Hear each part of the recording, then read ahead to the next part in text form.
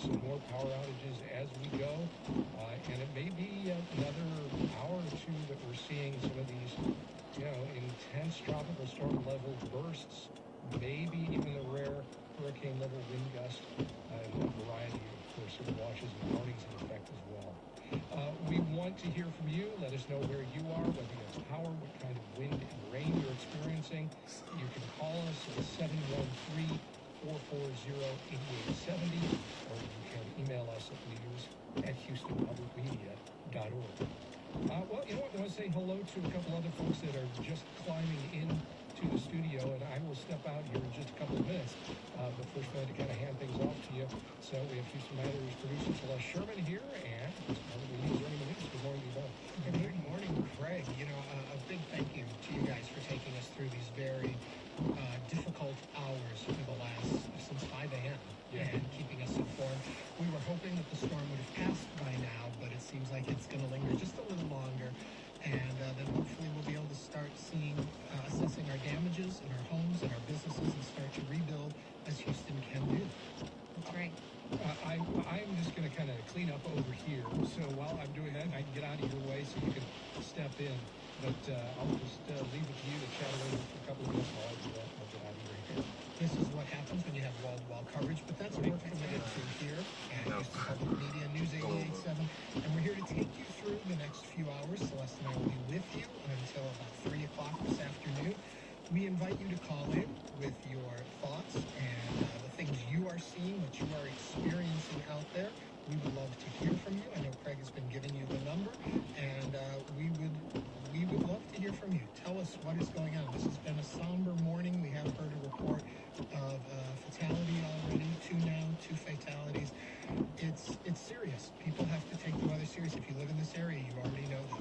Very much so. And joining us now is meteorologist Jeff Windler with Harris County Flood Control District. Good morning, Jeff. Good morning. Can you tell us a little bit about where we're at? Give us a quick update about how things in the roads are looking. Yeah, right now we are continuing to deal with the northern and eastern eye wall of this hurricane over the metro area. So western portions of Harris County down into Fort Bend County, the winds are coming down. The eye is the kind of broad center of this is sitting over the western portion of Harris County, moving off to the north-northeast. But from that northern side and eastern side, we are still gusting 70, 80 miles an hour, 83 miles an hour in the Continental. Recently 68 up at Tomball. These winds are really doing a number on our power infrastructure and the vegetation. We have a lot of coming down.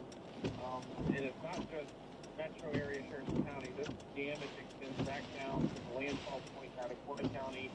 So this is multiple counties. If we think back to the windstorm and the derecho we had in mid-May, that was just a particular corridor in one area. This is widespread over the entire region. And the good news is we're starting to see this lift northward now. We're starting to see the winds down a little bit down to the coast. And this is the process of Beryl moving off to the north. So the worst of the conditions are starting to lift further north up towards I-10 and then out east towards Maytown. Rainfall, we have seen significant rainfall. A lot of this is falling in a very short period of time. Rainfall amounts, widespread amounts of 8 to 10 inches of rain have fallen over a good portion of the area this morning. And what we were concerned about was that threshold of about 8 inches. We knew if we started to go over that 8-inch amount in certain areas, we could potentially have problems. I think that's what happened along Clear Creek, Keegan's Bayou, portions of Gray's Bayou, around the Meyerland area. We do have flooding going on right now. This isn't really widespread, hundreds of thousands of homes, but there is some isolated pockets of water getting into the homes. Same thing up around Brick House Gully, northwest Houston, and then downtown, where White Oak Bayou and Buffalo come together. There on the north side of downtown Houston, U of H downtown, we have a lot of flooding in that area. 288 underwater from Gray's Bayou, got the water up on I-10 and I-45 on the north side of downtown. And a little bit better on the north side. That area is still getting the heavy rain, but we haven't quite seen the totals on the north side. So the creeks and bayous, while they're rising, while they're high, they're doing better here, and they're handling the rainfall. So, you know, hopefully we can kind of get a break coming into the south and let some of this rain off. And then lastly, the storm surge that we've had going on down along the coast in Galveston Bay has been very significant. Almost 7 feet now of storm surge at Morgan Point, the northwest part of Galveston Bay, just to the east of the Fred Hartman Bridge, and values anywhere from 3 to 4.5 feet down along the Gulf beaches. The good news is we're probably getting pretty close to the peak of the water on the storm surge, and we're going to start, dropping here as the winds come down, and also we're kind of reaching our high tide limit at the moment. So the good news there, that water is going to start coming down along the coast. Some of the flooding will start to subside,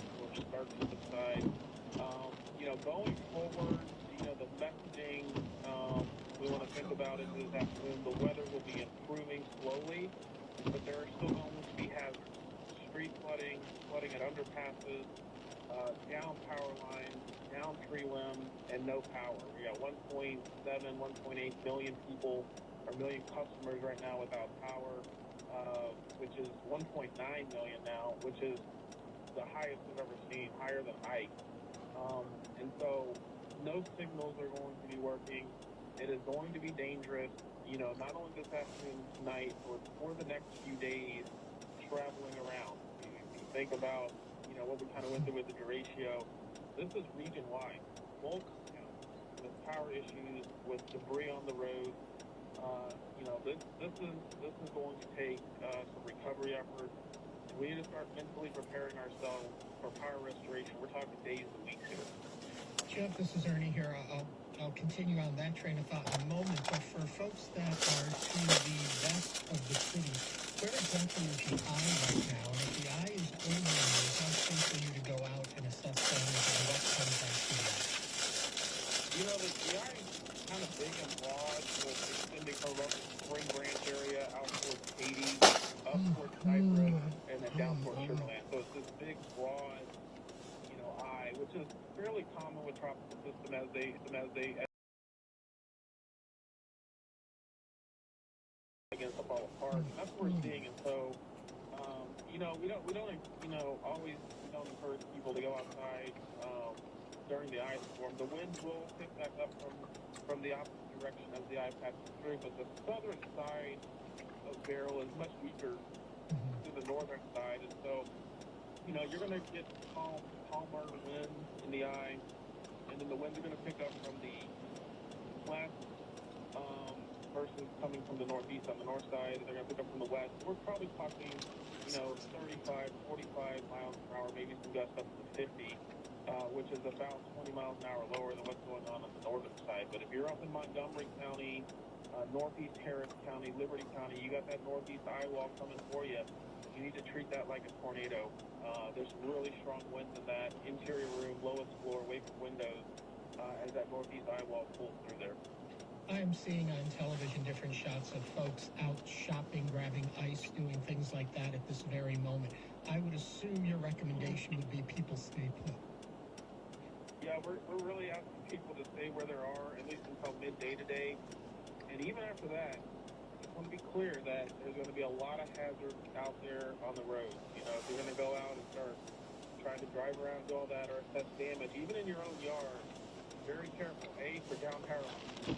Very careful for down power lines. They could be energized. And then, driving around, a lot of hazards on the streets, on the roadways, with flooding. Remember, never drive into high water. We could have some damage. How's it going? Yeah, I'm up live. A lot of those areas. Yeah. Where else are there lots of damage I can put down? If you want to go San Felipe, all the Yeah. San Felipe.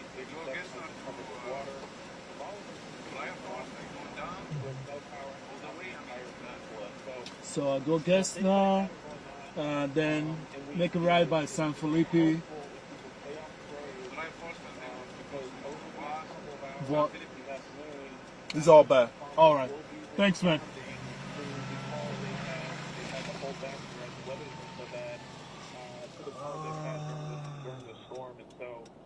The best we can do to keep the roads clear, stay where you are, is the best advice at this time. In some areas, things, of course, through the worst of the storm, even what's going on right now, things have been ripped off, homes have been torn down, fencing, all of that.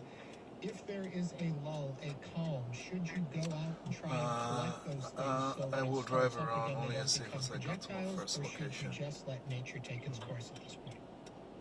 Yeah, with like I said, with the south side of this coming into the area, it's not going to be anywhere near as strong as what we went through on the northern side. So if you need to make some temporary repairs to help reduce additional damage, I would go on and take care of that. The storm's not moving very fast; it's about 10 miles an hour. So being in that high area, you're going to be in that for a little bit of time, an hour or so. So if you need to make some temporary repairs to help mitigate additional damages, I'd go try to take care of that. Looking forward, how does the weather look for our area? Is this going to, especially with the power outages that we're hearing and the limit and the amount of time it may be before those come back on, what's the heat going to be like, the humidity, what should people be concerned with moving forward? Yeah, well, it's early July in Southeast Texas, and once Beryl gets out of here tomorrow, it's going to come back. It's going to be hot, it's going to be humid, and with all the moisture from the rain, it's going to be really humid for a couple days. We could still see some afternoon showers and thunderstorms, so, my suggestions, if anybody has any sort of roof damage or anything like that, get tarps on that as soon as you can to help mitigate any additional damage. But yeah, it's, heat indexes up into the hundreds is possible or likely, like it is in most Julys here. So unfortunately, this is a early season, if you will, kind of a hurricane, and we're going to be dealing with that heat. And a couple other things to think about as we sort of head towards recovery or move in the direction of that is, generator safety. Don't put generator close to your house. Carbon monoxide poison, we don't want any of that. And then if you normally don't operate chainsaws and things like that, don't operate chainsaws for a hurricane. If you potentially hurt yourself, you don't get on the roof, fall off, hurt yourself, that stresses already delicate emergency services. What's interesting is we've actually been losing more people in the aftermath of these storms, getting out there, cleaning up in this hot weather, used to being outside and stuff like that, then we're actually losing people during the storm itself. So we need to be conscious about being safe after the storm. One more question that pops in my head when you're speaking, and I think about Beryl, and I know that we name storms alphabetically. This is only B. What do we have to look forward to over the next couple of months? Is this any kind of indicator? I don't think it's a big indicator. Unfortunately, this is going to be an active season. We've been talking about how active the season is going to be for a while, and it looks very active in the Caribbean and Gulf. And if you look at the first two named storms we've had, Alberto and now Beryl, they've both been in the Gulf of Mexico and the Caribbean to some degree. I think what's more important about Beryl is what it was back down in the Caribbean. It was Category 4 and Category 5 hurricane, which was completely unheard of, when it did that. And so that's kind of some warning signs and red bells going off that, hey, this season means business. One point I'd like to make is, everybody always talks about the major hurricanes, the Category 3s, the Category 4s. Well, this is a Category 1. It's an 80-mile-per-hour Category 1 hurricane that we just went through. And so,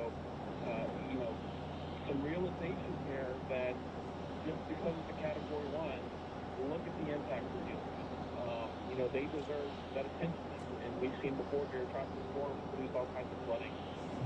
And so it doesn't have to be a major hurricane causing a lot of problems. This is exactly what's happening firsthand. Right. Jeff, how have things improved when it comes to our drainage over the past few years?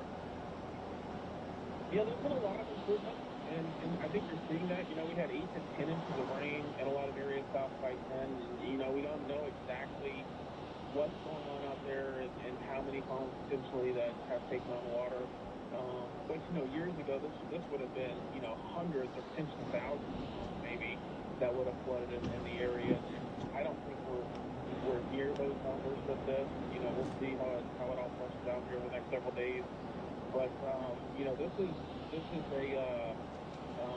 a testament to the infrastructure that's been put in, and we just always have to remember, regardless of the infrastructure, regardless of how we build, infrastructure projects and deal with flooding, there's always going to be that storm that can come along and exceed that. And kind of what we saw with Beryl here is we got a lot of rain in a short period of time this morning. You know, we're talking 3-4 hours, 8 to 9, 10 inches of rain. That's just a lot of water, a lot of volume. So where can you store it? And in some cases, it exceeds the capacity of some of our channels. But you know, I can remember 21 years ago when I started the flood control district, we had this type of rain on Braze Bayou. We'd have had a lot of home flooding. I don't think that's the case this morning. I know we probably do have some home flooding on Braze Bayou, so I don't want to get too far out there. But I think it's probably going to be more isolated and spotty and in the lowest areas versus widespread structure flooding. Well, I want to thank you for all the work you've been doing and all the coverage you've been providing us and others in the area. How would you sum things up right at this moment for our listeners, the most important things they need to know? Well, I think it's been a rough morning for the metro area.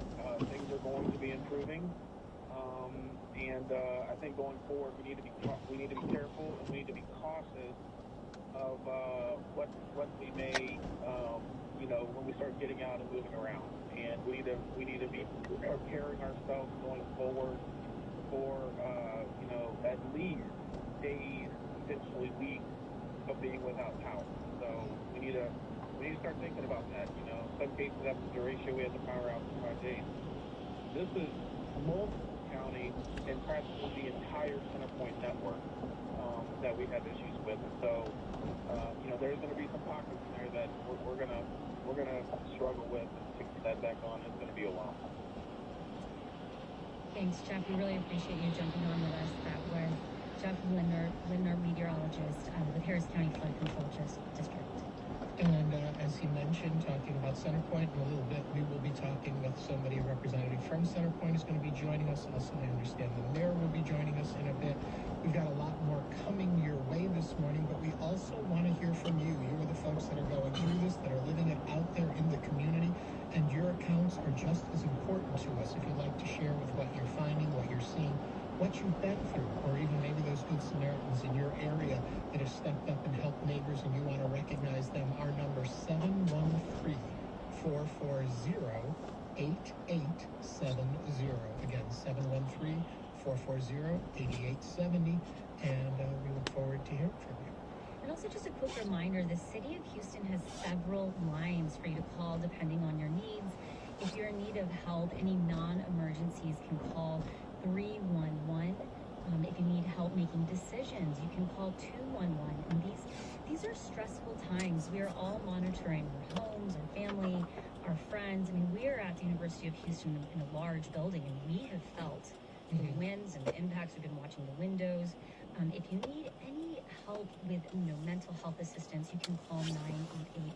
And just again, another quick reminder, do not drive, stay put, and stay safe. And we are getting reports in here from all over the area seeing damage that has happened.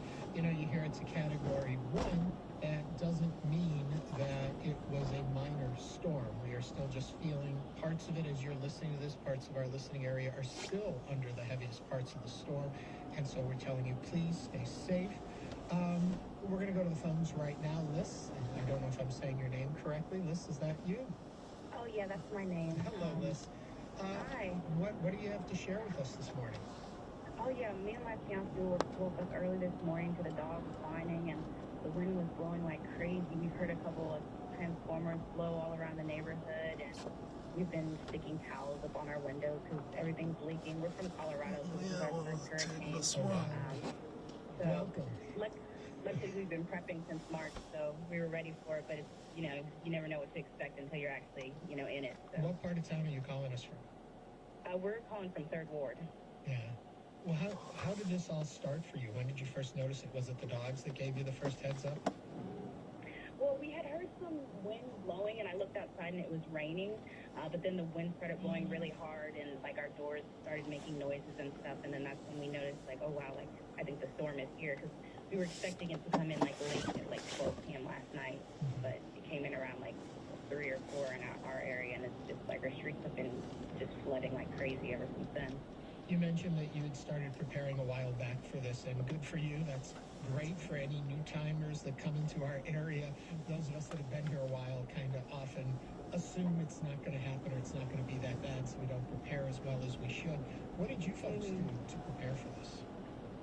So what we pretty much did was just research, non-perishable foods to keep in storage. And every other grocery trip, we're getting about 2 gallons of water and sending it, in the back of our storage, for times like this. And, every time we think about it, getting like extra dog food, just extra supplies that might come in handy, first aid kit and things like that.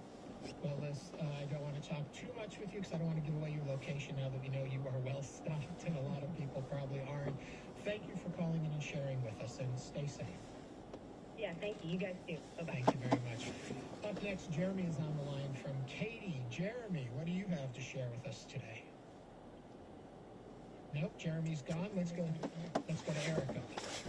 Erica, are you there calling from the Galleria? Yes, I am. How's the Galleria faring? I stepped outside. I'm near about San Felipe and Augusta, and we have about 5 fences down on our property. There's trees that have fallen on Augusta. I did talk to one of my neighbors whose husband is with HPD, and he's had a difficult time. There's something big time going on tonight. It's flooded, I'm sure, and also areas here on Chimney Rock and San Felipe and Sage are flooded. So this is a very dangerous area as far as flooding, and the winds are picking up. It's pretty scary. And Erica is one of our reporters, as are many of our reporters throughout the community right now, giving us eyewitness reports and helping us understand what's happening in the area around us. Are you seeing, Erica, many things that have gone flying or have broken off? Has the wind's been strong enough to uproot trees? What are you noticing? Yes, trees, and there's tree debris. Lots of shingles are falling off of the roofs. Like I said, several fences and several panels of these fences. So these winds are definitely wreaking havoc in this area 100%. It's dangerous to be outside. What about the power? Yes, our power has been out, I would probably say, since about 9:30. We were lucky for a few hours, but yeah. Yeah, and Erica, what else have you been seeing? How are the winds right now currently? What's happening around you? They are gusty right now. All of our neighbors came outside to chit chat, and now we're all back inside because it's unsafe. I mean, you think there's a lull for maybe 5 minutes, and then you're back inside within no time because it gets scary. The gusts go from let's say 0 to 1, 5 being very heavy. It's like a 2, and then all of a sudden within a minute or so, it's back to a 5. So pretty scary. Touch and go for sure. And what are you doing to stay safe? Well, I'm staying inside. I did take a peek outside so I could update the listeners, but I did get scared, So we're just hunkering down. I have a nervous 15-year-old dog who I've already given some medicine to because I want him to go night-night. Yeah. Erica, it's funny. I think people often forget that our reporters that are out in the field are real people too, living their real lives also. We don't just function to share the information, but we are going through it with them. And I think that's what makes your ability to be there and report back to us so important, is that we do get a true on-the-ground feeling of what's going on. Any messages you would like to leave the listeners with right now? Please just hunker down. Better safe than sorry. We already have 1 death in our community. I'm praying that all of Texas is safe, but please just listen to Harris County Judge Lena Hidalgo. Stay inside, stay safe, and make sure you're prepared. This is one of those cities that we're always hit with disasters like hurricanes. So listen to our county officials. Erica, thank you very much. Roland County Judge K.P. George joins us now. Nope, sorry about that. Actually, we are going to get to KP George in just a moment, but we have Harris County Commissioner Rodney Ellis on the line. Commissioner, thank you very much for calling in. I guess I would make this a very broad, open question. What do you have to say to our listeners right now? Stay inside. We in the middle of it. This may be the worst of it. Tell your reporters to be safe out there as well. My crews are waiting to get out. They can't get out right now, so we're relying on information from folks who are on the ground calling from neighborhoods. But it's pretty dangerous out there. when you look at it, maybe 2.1 million customers in the entire Centerpoint service area, which goes outside Harris County, by the way, without power. At least we know we got 1.2 million in Harris County. Look, people are calling me telling me they're dealing with leaks and they got down fences. I'm just so glad. Luckily, we only have one person so far who has lost their life. So my advice to people is hunker down for the next couple of hours in particular. We'll get through it. It's good. We got great cooperation across all governmental sectors. Centerpoint is doing the best that they can. They learned a lot from the recent weather event. They learned more this go around. I am pleased that there's so many crews around the country who are ready to come in. It's going to be hot tomorrow.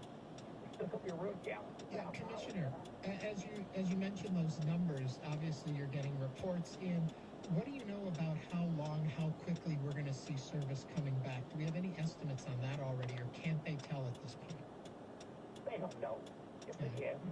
It depends on how many crews can come in, and you can't really assess it in the middle of a storm. As much as we would like to know instantly, you just can't push a button and find out how long it will take to get power back on. What you can do is push a button, and so at least now we know how many people are without power and quickly. Look, I've got power now. It's been going on and off. So we just have to hunker down and get through it. Another question is, we've talked about the heat's going to be coming in, and we're talking about power outage. What's the county doing as far as cooling centers? How can people find out where they can find relief? ReadyHarris.com. We don't know how many centers will have power. We do know how many have generators. We're going to be distributing water. We're going to distribute food to people. If we can't do it from centers, and my precinct in particular, we may even do it from my administrative offices. Well, we know we do have generators.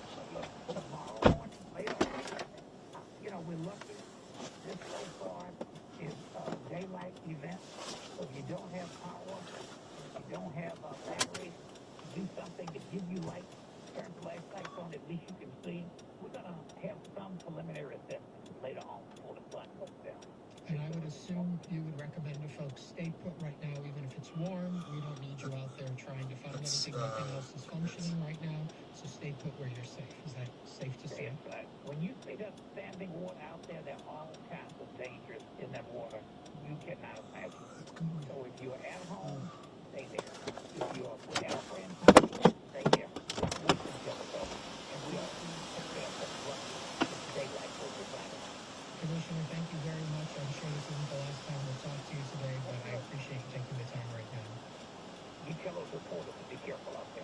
We will tell them, and to all of our listeners, please follow the Commissioner's advice. Now we have Fort Bend County Judge K.P. George joining us now. Good morning, Judge. What can you tell us about your area? Good morning. Good morning. It is, you're seeing and hearing widespread damages throughout the county, and our county is around 885 per mile. And we have been told more than 250,000 of our residents without power at this point. And also, as you know, AT&T cell services are down in the area, which is also the case in Houston area altogether, I believe. Power lines down, they are extremely dangerous. We are advising people not even go anywhere near NBC, or if you come to know if there's something like that happened, then you call 911. And there are numerous roads and areas where blocked by limbs and trees uprooting and things of that nature. So our road and bridge guys are preparing, as you heard from Commissioner. We are still in the middle of this weather event, and they are preparing to go out and clear those debris. And also in Richmond-Rosenberg area, we have a small apartment complex. One area of that apartment complex was damaged or collapsed. And so we are actually in the process of bringing those residents to a temporary shelter in our fairgrounds. It has been set up, and they have been transported to that area. And EMS Force is responding to residents with medical conditions that need electricity and transporting for shelter locations. And we are assisting, and we are assisting our damages and our county buildings. We have numerous buildings of smaller damages. One building, major building, have their electricity circuit blown up. So the power outage is going to be, I don't know for how many days it is going to be there. But the facilities manager is working with so that we can bring some generators or something so that we could continue our normal county business hours tomorrow. That's what we are hoping. And as you know, we are expecting another wave of rain coming our way. Not as bad as we saw before, but we had around anywhere from 5 inches to 10.8 inches of rain in various parts of the county, which is a lot of water coming. So flash flood is still happening in various locations. County is activated. Yeah. Just let me ask you this. Looking at the maps and where you folks are located, is it safe to say most of the storm has passed you now and you guys are just getting some rain, some winds, but it's comfortable there or not really? Yeah, the wind, most part, I should say, kind of passed, but we still have rain coming. That is more like the tail end of the storm, but we still have rain coming our way. And our EOS is activated, increased to level 2, and we are in the process of preparing a disaster declaration for the county. And we are in constant contact with TDM and other jurisdictions, and we are closely communicating with all jurisdictions in Fort Bend County. You mentioned that apartment complex and people being taken to the fairgrounds. If people are in need right now, are you recommending that they proceed somewhere, or should they stay put and reach out via the phone in some other way? And I bring that up because I'm worried about standing water, rushing water, flooding, and all of that. Yeah, absolutely. Staying put is the best course of action you can take, unless you've been instructed to evacuate or you are in danger or something, and still you need to call 911. We have also the city of Richmond and Roseburg, our dispatch got some issues, so they're all directed to our main dispatch system, but it is all working. But I just want everybody to reach out, phone calls and other help requesting from where you are is the best course of action we recommend, because roads are still not safe. There are flooded areas, there are trees and uprooted trees and also limbs on the road, and so many other things happening. So best course of action. There's no road there. There's no road there. There's no road. One last thing you brought up about power outages and phone calls and all of that. If I'm not mistaken, if you should see a live wire, if you should see a transformer, something like that, that's what you call 911 for. If you simply have a power outage, then we should assume CenterPoint knows that. They have ways of gauging where the power is on and where it's off, and so there's no need to call. Is that correct information? Absolutely. They know you are out, and they will, as I understand, they are actually working diligently, and and we have constant contact with CenterPoint. As you heard from Commissioner Ellis, there is a huge number, 1.2 or something he mentioned, million people, and we have 250 plus Fort Bend County, and so they're aware of your power outage, and they will involve you, and they continue to work to restore. As you asked the question to Commissioner, we have no idea the timeline, but I know that they're working hard. Fort Bend County Judge KP George, thank you for joining us. Thank you. Before we move on to our next guest, I want to remind folks that it may seem calm in your area right now. Please stay put. We are still noticing the storm is up to the north and east of us is where the most rain is hitting right now. And when I say us, I mean where the station is located in central Houston. But that it is still dangerous out there. As you hear us talk about, we're going to be looking throughout our whole listening area.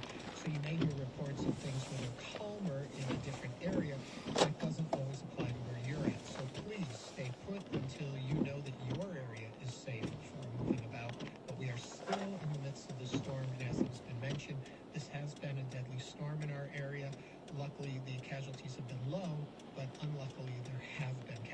So please stay safe and protect yourself. Councilwoman Abby Kamen of District C is going to give us an update now. Hello, Abby. What can you tell us about your area? Hi, good morning. Well, the good news is we're through the worst of the storm, and we're still continuing to monitor closely and asking residents to stay home and off the road. But so far, I know y'all have been sharing out power outages.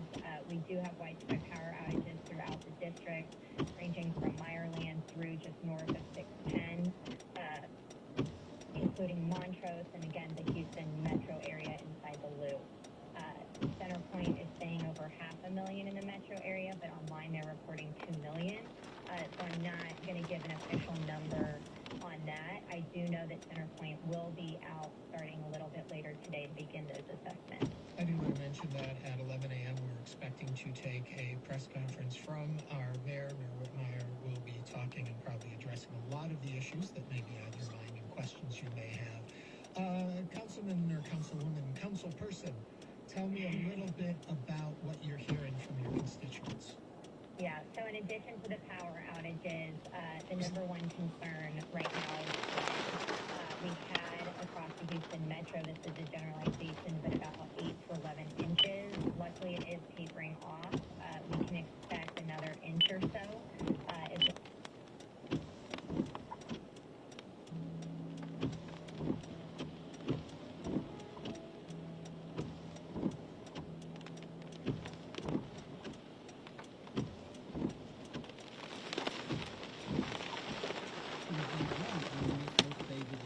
What would happen in later phases? Well, that's when you start to run into some irreconcilable positions. Israeli Prime Minister Benjamin Netanyahu put out a statement Sunday saying Israel retains the right to resume fighting until it achieves its objective. And for him, that means defeating Hamas politically and militarily. And he also said he expects Israel to have an extended army presence in Gaza. So even if we get some progress or a deal for this initial 6-week ceasefire, you can see the same obstacles emerging for the permanent deal to end the war. And meanwhile, the daily fighting in Gaza is carried on. Well, let's be specific about that. I know you pay close attention. What is happening right now? Yeah, Steve, something really jumped out at me over the weekend. You know, the Israeli military recently took a small group of journalists into Rafah. That's the city on Gaza's southern border with Egypt. Now, NPR wasn't among them, but we do have access to the shared video footage. And the Israeli invasion in Rafah, directed at Hamas, has turned that city into a scene of utter devastation. Buildings reduced to rubble, the streets are all chewed up, and this is what was striking, there's an absence of Palestinians in Rafah. The journalists spent about 3 hours there, and so they didn't see everything, but they didn't see a single Palestinian. The UN said recently that Rafah's population peaked at about 1.4 million earlier this year, and now it's down to about 50,000 as people have fled, seeking shelter elsewhere. So this is a city which is bursting at the seams with all these tent camps a few months ago, now it's mostly empty. This is really profound, Rick, because we were told it was impossible for people to move out of there. It seems like virtually all people have moved out of there, and I guess we should also note that means this is an enormous number of people who've been forced, in many cases, to relocate again. Oh, absolutely, and on their own. It wasn't any organized way for them to move. So they found a way out, but they say they're still getting hit and bombed by Israel and other places where they're seeking shelter. Thanks for the insight. So thanks, Steve.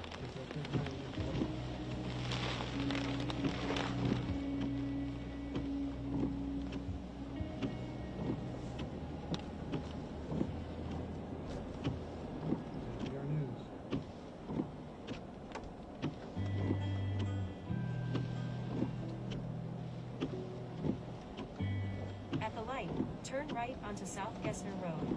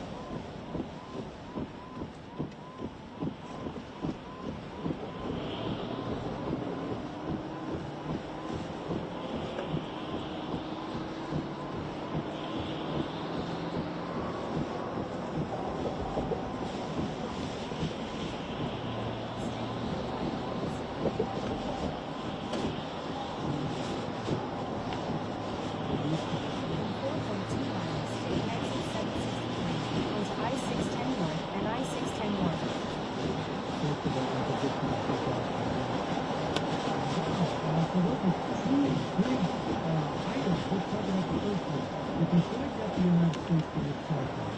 I'm thinking he's going to have to get Iran to somehow restrict its nuclear program. And how are you going to do that? Yes, I agree with you.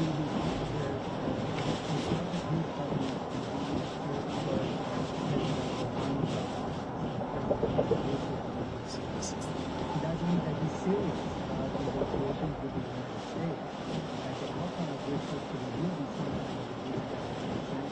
He's starting to not saying no to the negotiations to saying yes. Do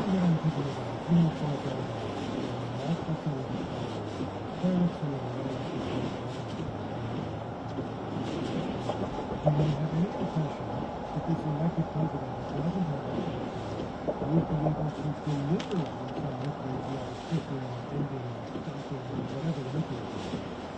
But it is not a he who has to deliver that. It's the process of the Congress. That's the way it happened last time. When you look at the president of the parliament,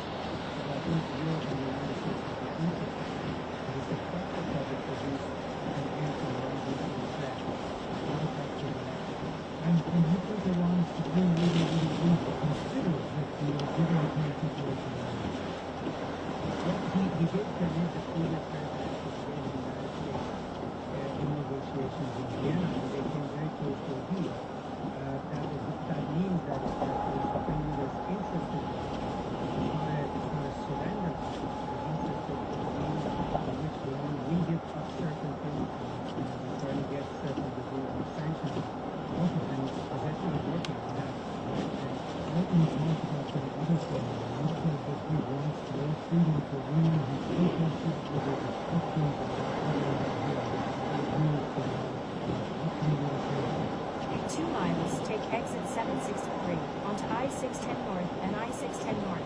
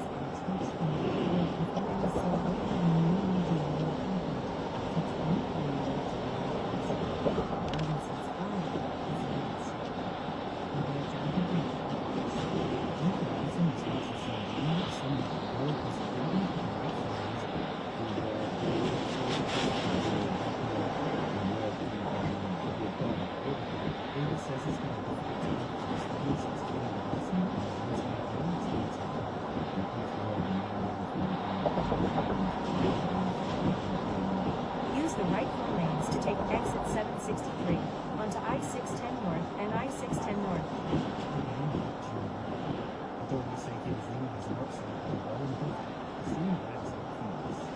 According to the Black Eyed Police Department, was found in the desert where rain culture ran out of time.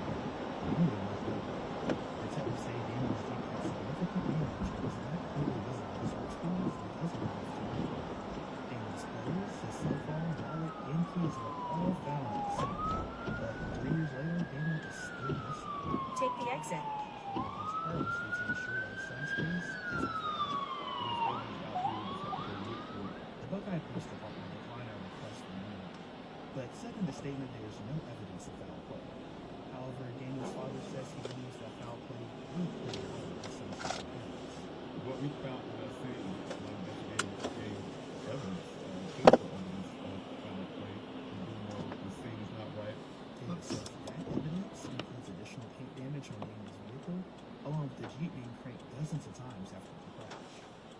father says he's continuing this effort to raise awareness. Announced his run for U.S. Congress in his home state of South Carolina. If elected, David says he plans to make the process of finding a missing loved one easier for families. I've been doing 49 weeks of death searches, and for my son, talking to other family members out there who actually even had missing loved ones of their own, but yet was out in the desert with me. That gave me a passion to help others, just like they helped me. David says he will continue to return to Arizona to work with the families to search for him. He says he will do whatever it takes to bring his son home. I want to make sure I do everything I can to make sure that that day case remains open, don't become a cold case. Jonathan Franklin, NPR News.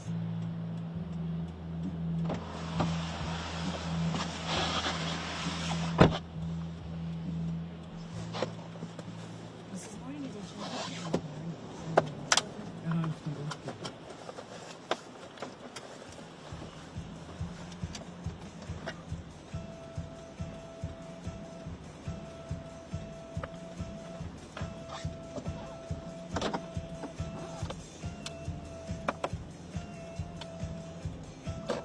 Stay in the left 2 lanes.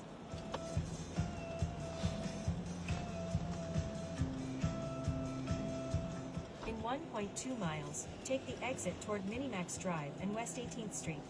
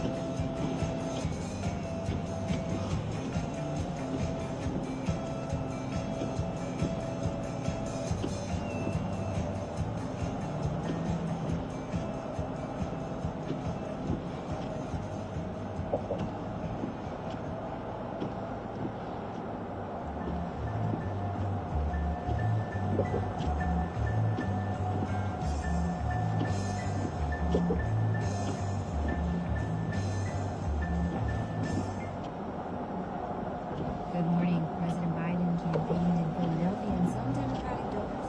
Use the right lane to take the exit toward Minimax Drive and West 18th Street. In this hour, Morning Edition from NPR News.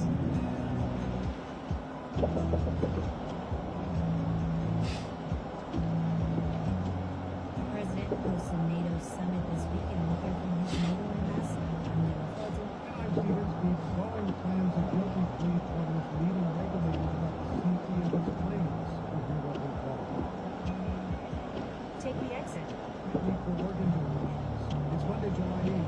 This day in 1927, a New Mexico newspaper called the Roswell Daily Record quoted U.S. Army officials saying they had recovered a flying saucer that had crashed. The Army later said it was just a little.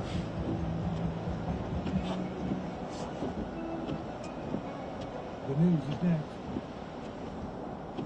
Live from NPR News in Washington, I'm Florida Coleman. Hurricane Beryl has weakened to a tropical storm. Its top winds are now at 70 miles per hour. Beryl made landfall this morning as a hurricane on the Texas coast with top winds of 80 miles per hour. It's near Houston and sliding toward the northeast corner of Arkansas, bringing dangers from flooding.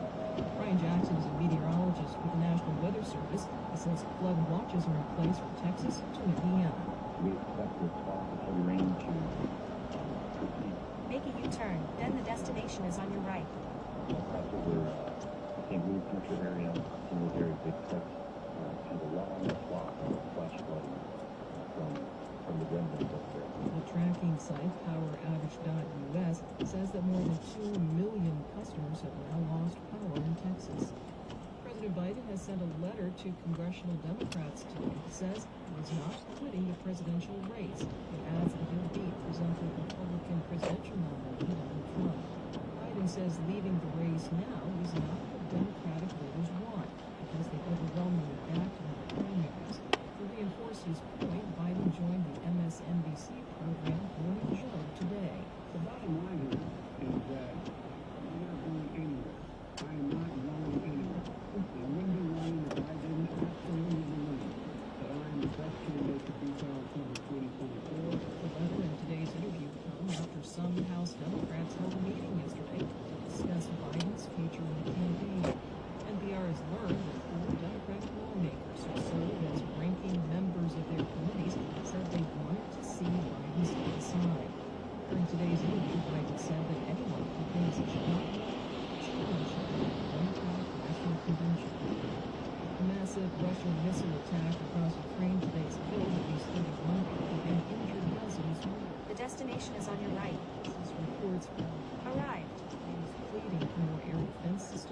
Western allies. The strikes killed several people in Ukraine's capital, Kyiv, and also threatened Ukraine.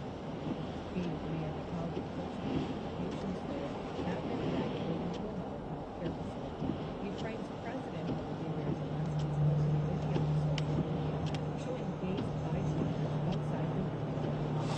Blood was visible. Zelensky's hometown of Kyiv in central Ukraine was also badly hit, as were several cities. Ukrainian officials say the Russian military used fast-moving ballistic missiles and anti-cruise missiles. U.S. officials say they will promise more air defense systems to the enemy summit later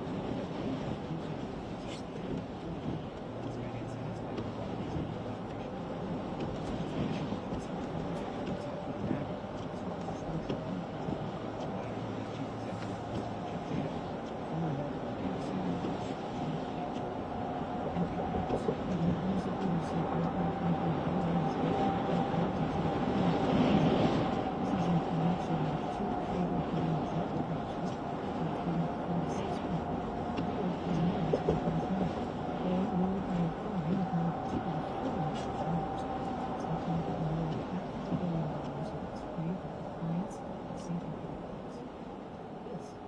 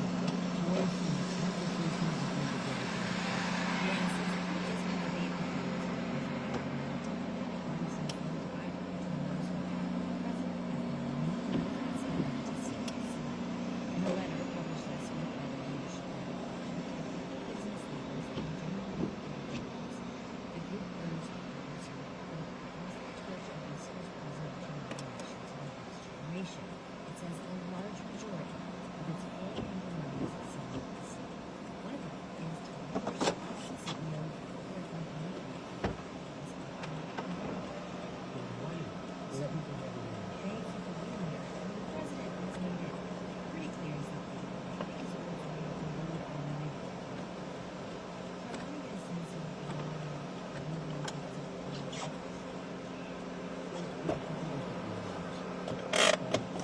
of all, as a business leader, I'm very concerned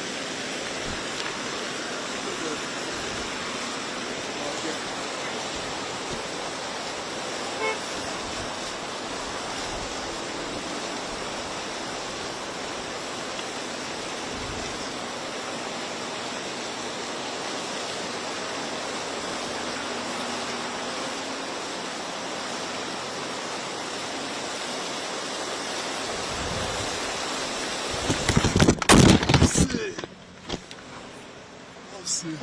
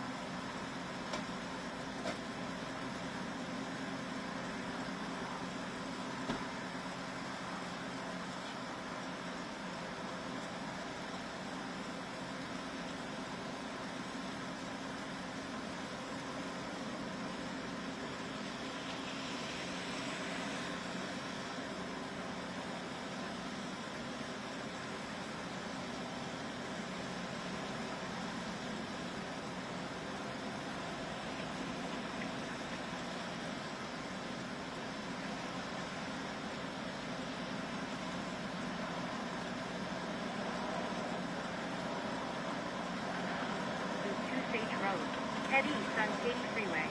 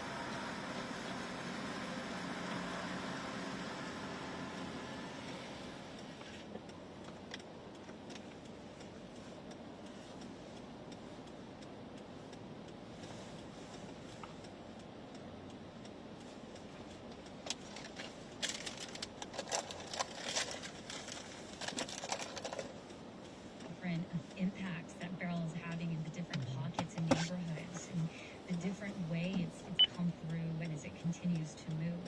Roy is called in to us. He's from the medical center. Roy, what are you experiencing today?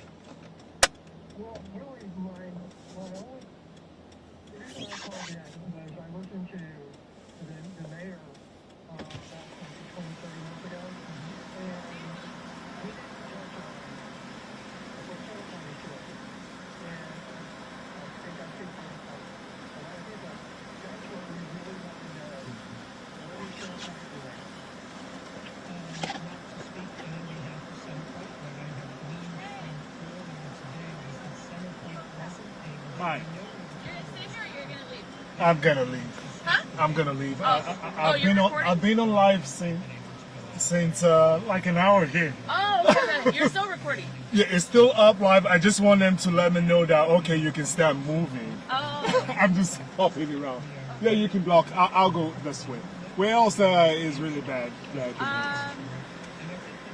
Where else was it bad? 45 in Maine? 45. 45 in Maine? 45 in Maine. Okay, I'm seeing. You're both stay right here? 45 in Maine, she said. Yeah.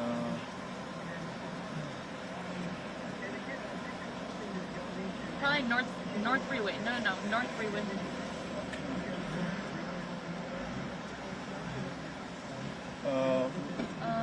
North Freeway. North Freeway and Maine is gonna be.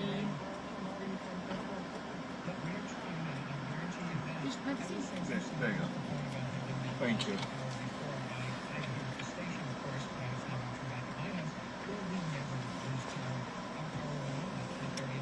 Right here. North Freeway and Main Street. Oh, thank you. I'm with the AP. You're what? I'm with the AP, Associated Press. Okay. My name is pronounced Bacon with an L. Laken. Laken. Yeah. Okay. All right. I'm Officer Margaret. Nice to meet you. Nice to meet you, Officer Margaret.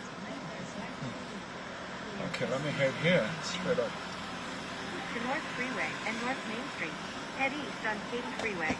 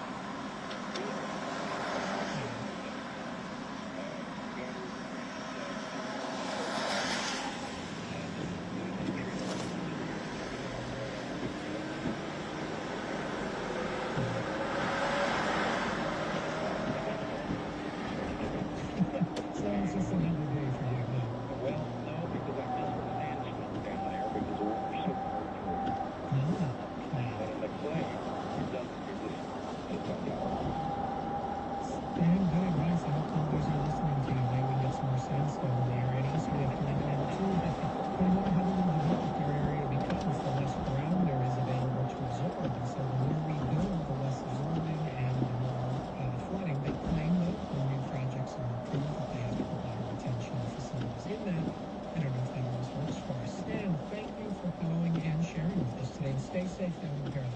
Will do. Tell everybody stay safe. You just did. Thank you very much.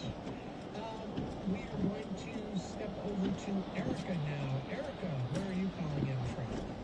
Hi there. I'm in the Galleria area, and we have I guess a light drizzle. We still have some gusty winds over here in this area. Erica, are you wearing your reporter hat for us at Houston Public Media, or are you sitting there as somebody who is just stuck in a terrible storm?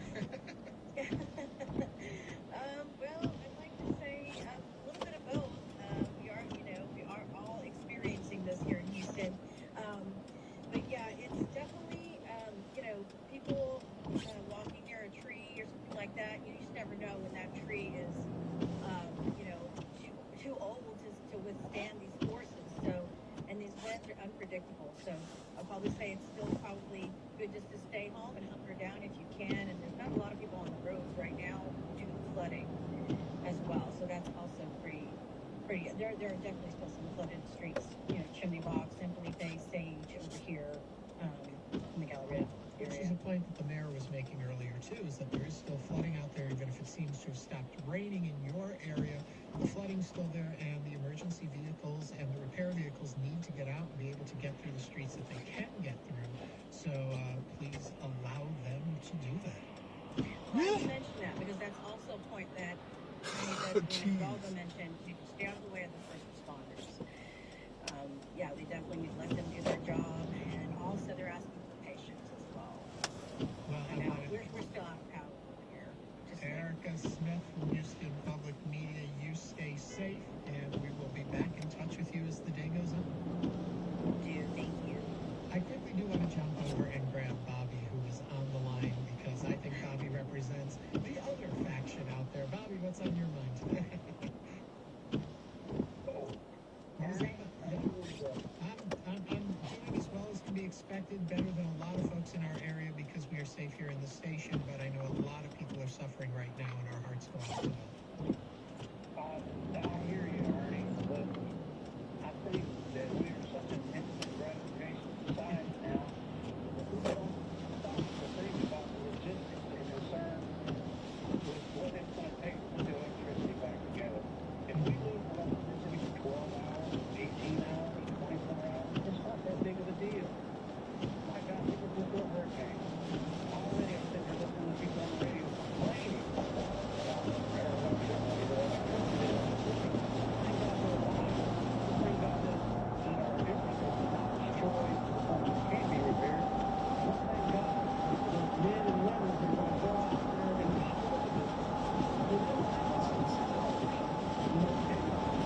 Thank you for giving that perspective, and I think we sometimes lose track of. You're right. We feel the inconvenience, and in some cases it's more than an inconvenience. In some cases it's medical equipment and defendants, things that need to be restored as quickly as possible. But the vast majority of it is an inconvenience, and maybe as Bob was saying, take a breather, relax. We got through this, for the most part, pretty good. There were some fatalities. They would disagree with you. There has been some damage in the area that's probably very expensive. But for most of us, the native community should be happy about that. Right, Bobby?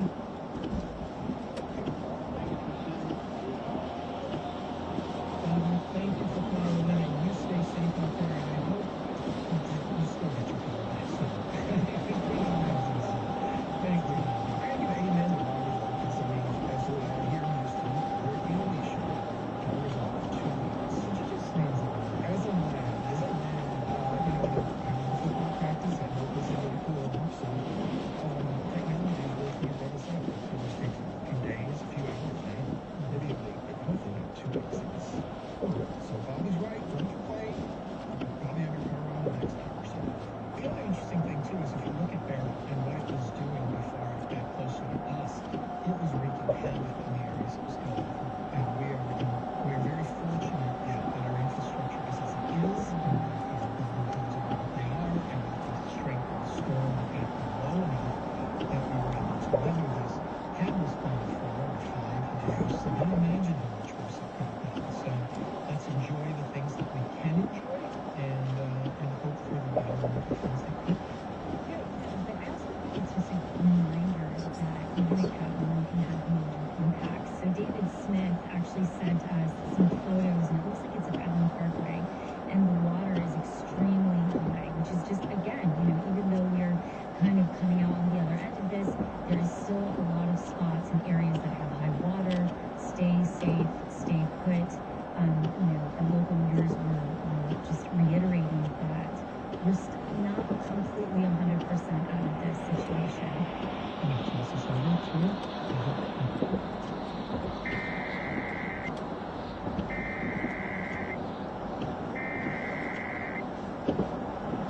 National Weather Service has issued a flash flood warning for portions of Chambers, Galveston, Harris, Liberty, Montgomery, Polk, San Jacinto, and Walker counties until 3 o'clock this afternoon.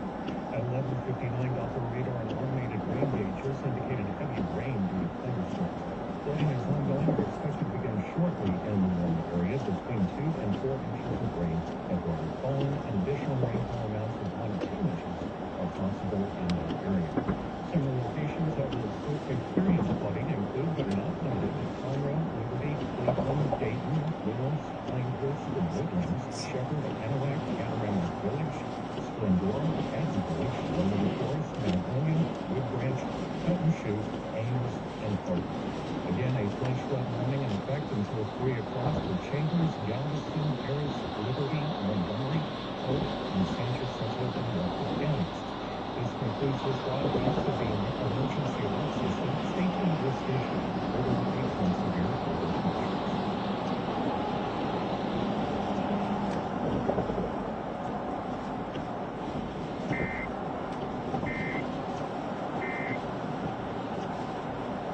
Just for keeping you up to date on things as we hear them and the ones that we need to hear. It's a difficult time. Everybody's really in this point where now we're assessing. We're all eager to kind of get out and see what kind of damage is happening, but yet there's still areas that are, still feeling those impacts, those residual rains, the smaller gusts of wind. You feel confident, right? Your home might feel safe, but it's not safe to get in the car. It's not safe to drive. We heard it, reiterated, no one took those meetings. There are still 42 water locations and also 20 roads closed. So it's nothing has gotten better since we talked about it. And I want to take a moment and remind you all that we are just Public Media News 88.7 and Early News, sitting in here with Sean, and with Jim Kowalczyk. And we are here taking you through the afternoon hours. Please have reporters all throughout the community and our listening area who are joining us to give us eyewitness reports of what's going on. One of the groups is Tom Newsman, who is our reporter in Cyprus. Holly, how reports the morning? There's still strong right now. The rain has kind of subsided, but the wind is still on that. It's really strong. It seemed like the storm was heading up your folks' way, even though it seems to be calmer here in the west portion of the center of the city. There's still people being affected by this, correct? Yes, it does seem like it hasn't subsided yet. The storm has play.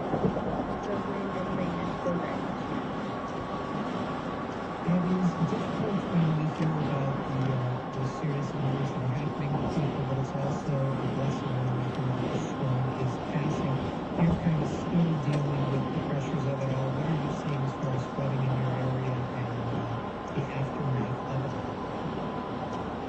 Yeah, so Cyprus was hit by the Beryl Hurricane Beryl, and I've seen the potential kind of river going back.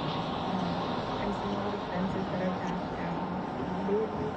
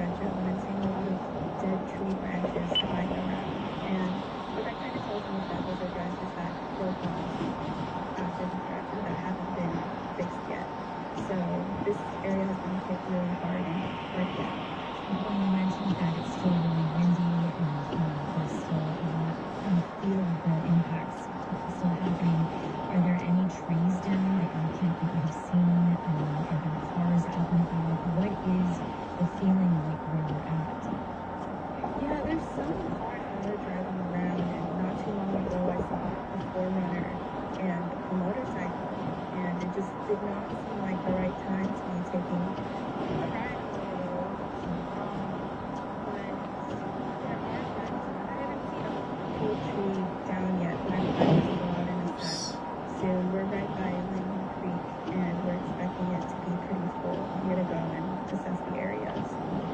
I want to remind everyone what we said, what other officials have been saying throughout the day. At this point, please, if you can, stay home.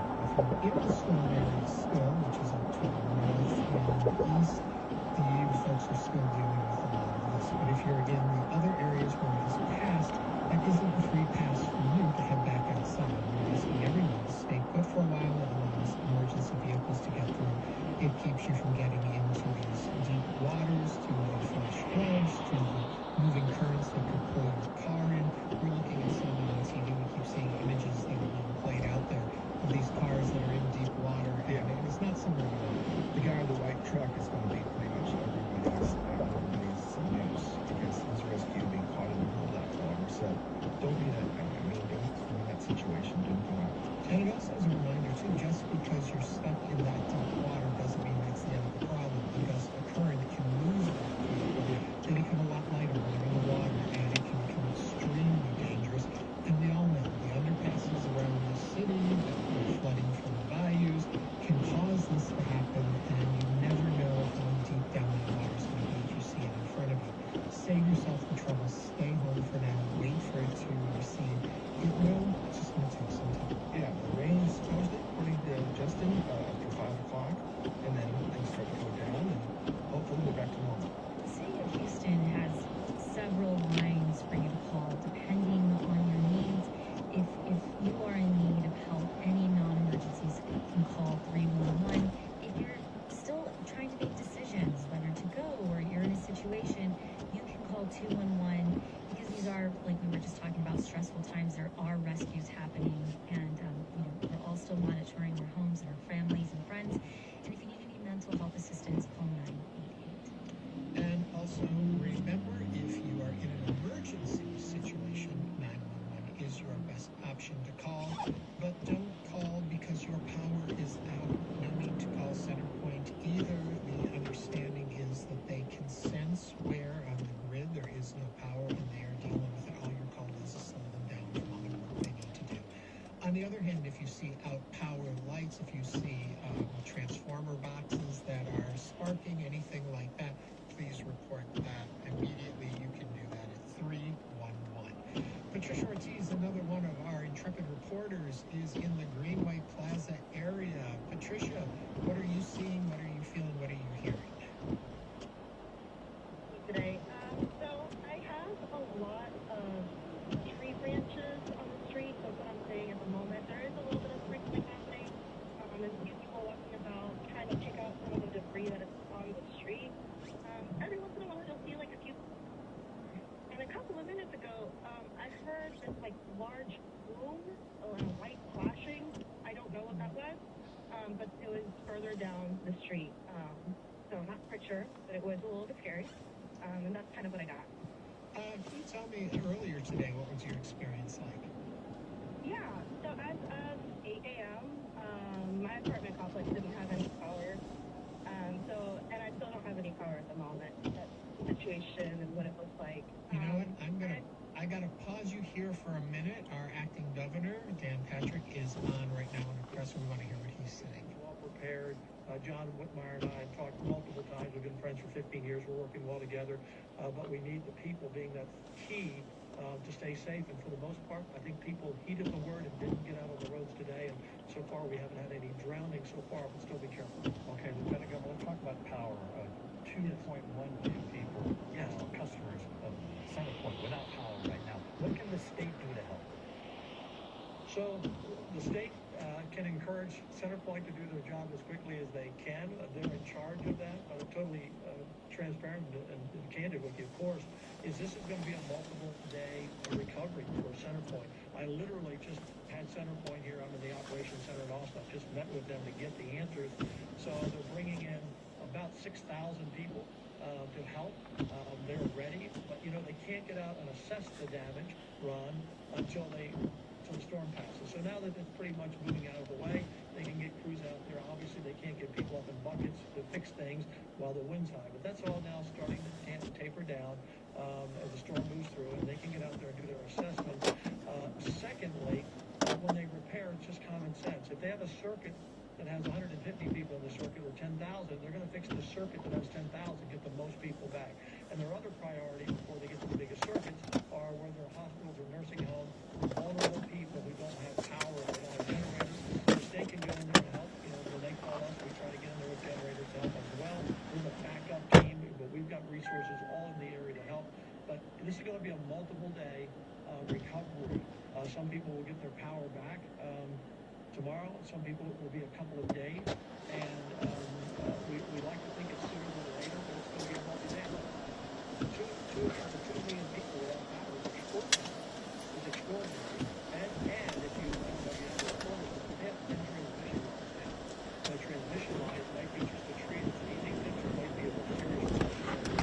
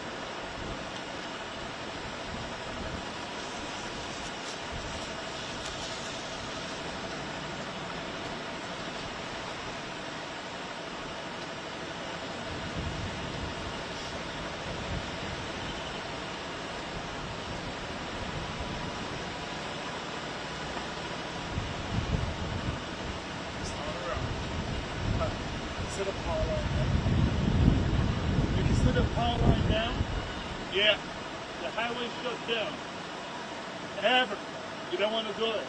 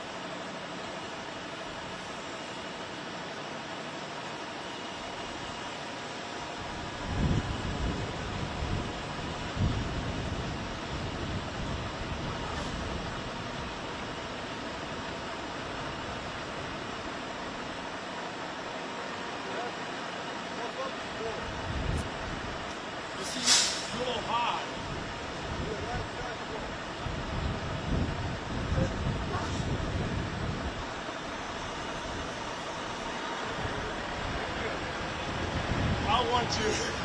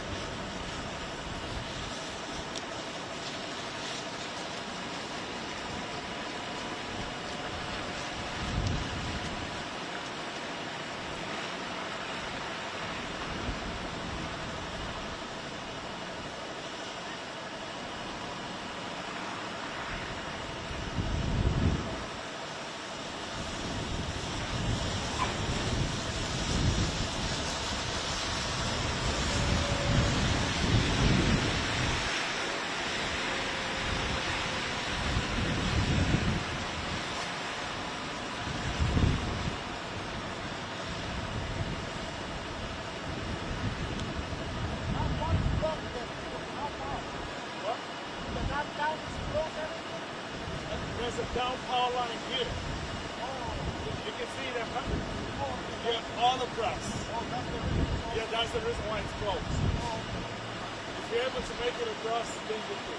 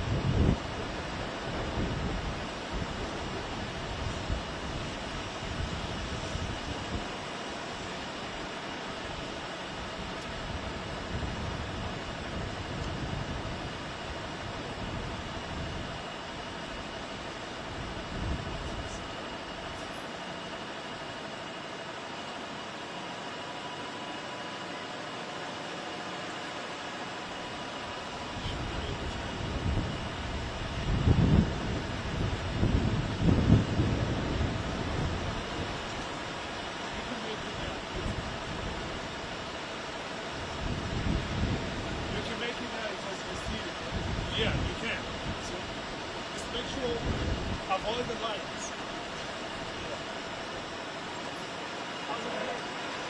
Avoid the lights. Get the power down.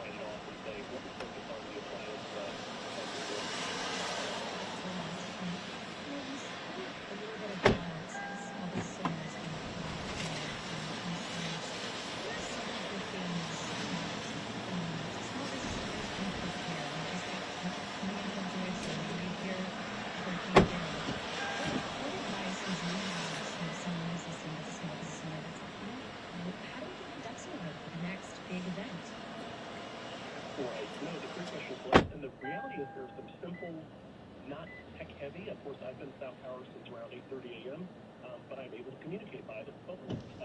So we recognize that there are going to be impairments. There are workarounds. You can't charge your phone in your business.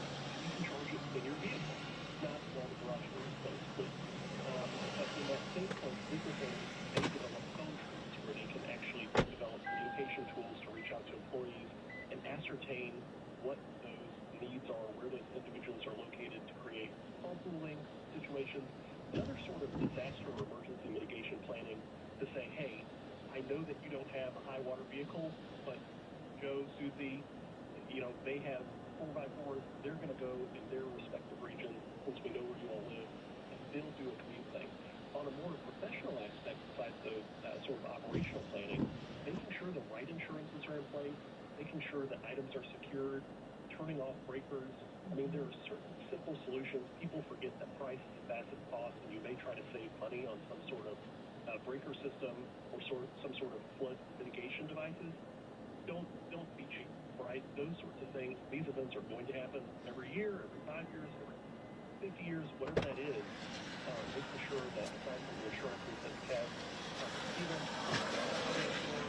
and other inventory control measures to make sure that your employees will be paid and that, at least as best as possible, materials aren't wasted. Right, and being a small business owner, my dad is a small business owner, and I understand that it can be really difficult. Margins can be tough. And what kind of impact does an event like this have on a smaller business that maybe doesn't have all the measures in place?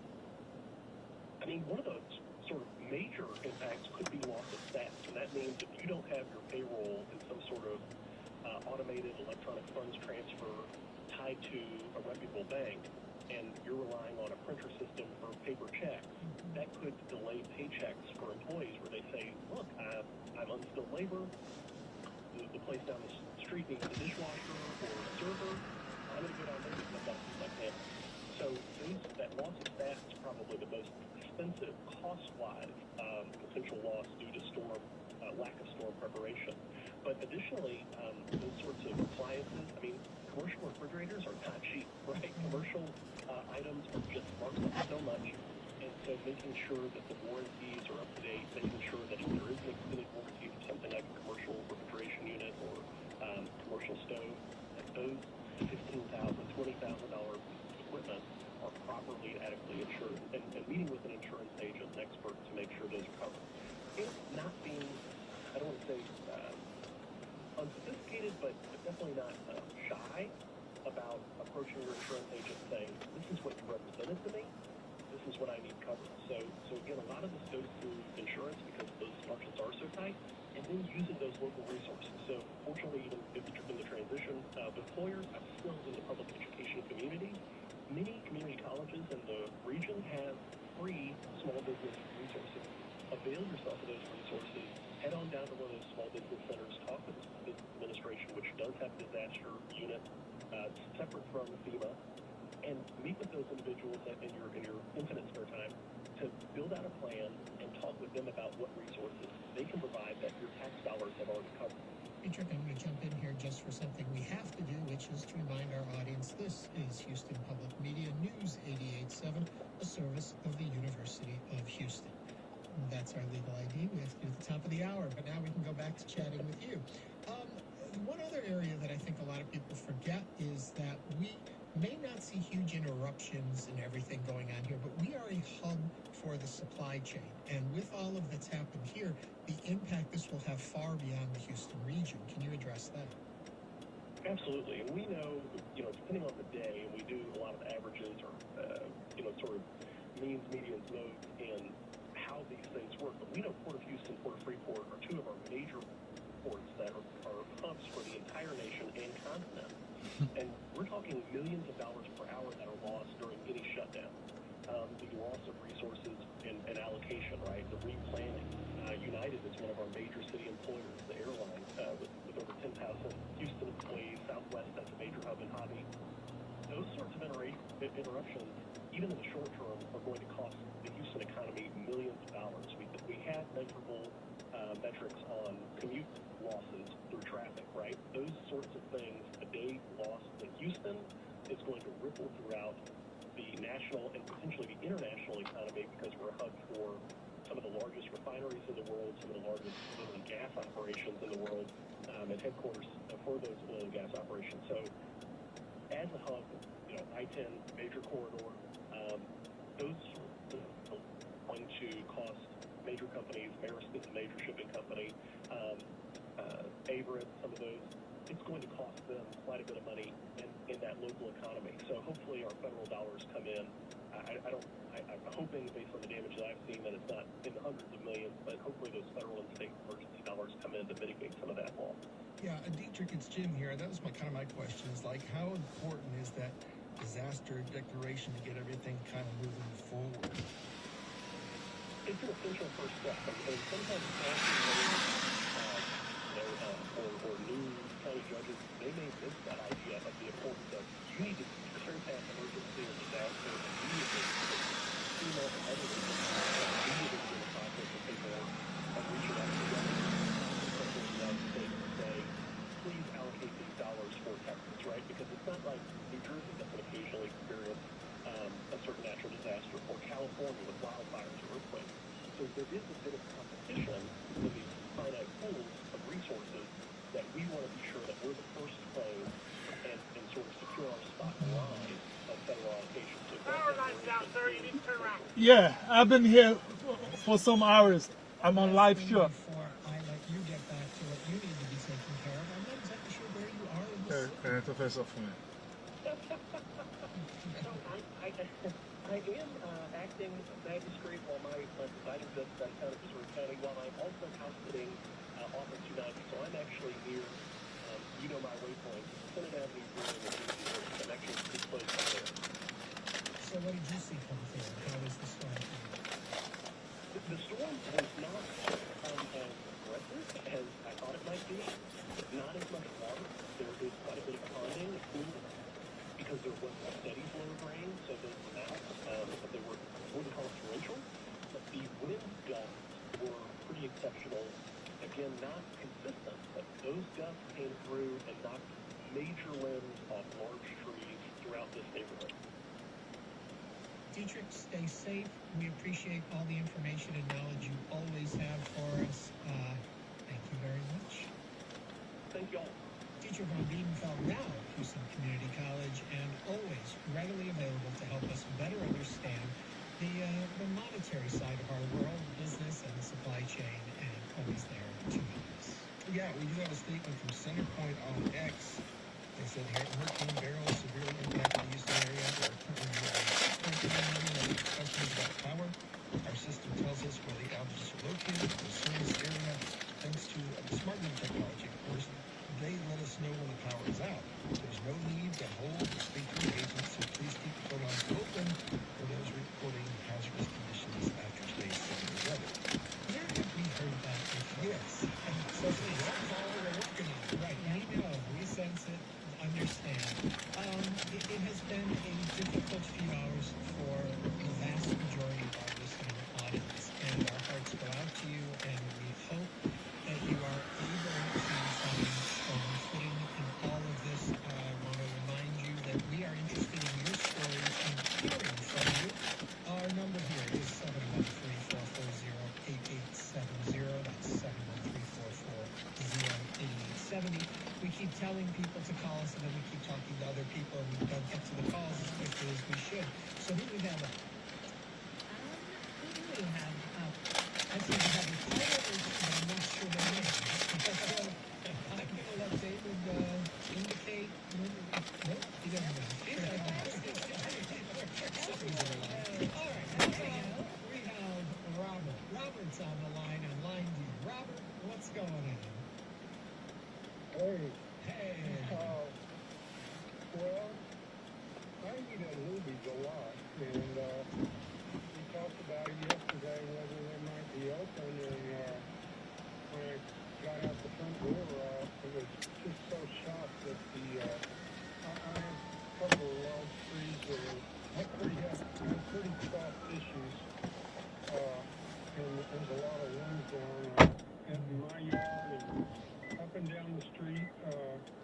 So this is out off of the Maryland area, out of South Posto, and so I decided to drive by there thinking, they're probably closed, and they were. That whole area there has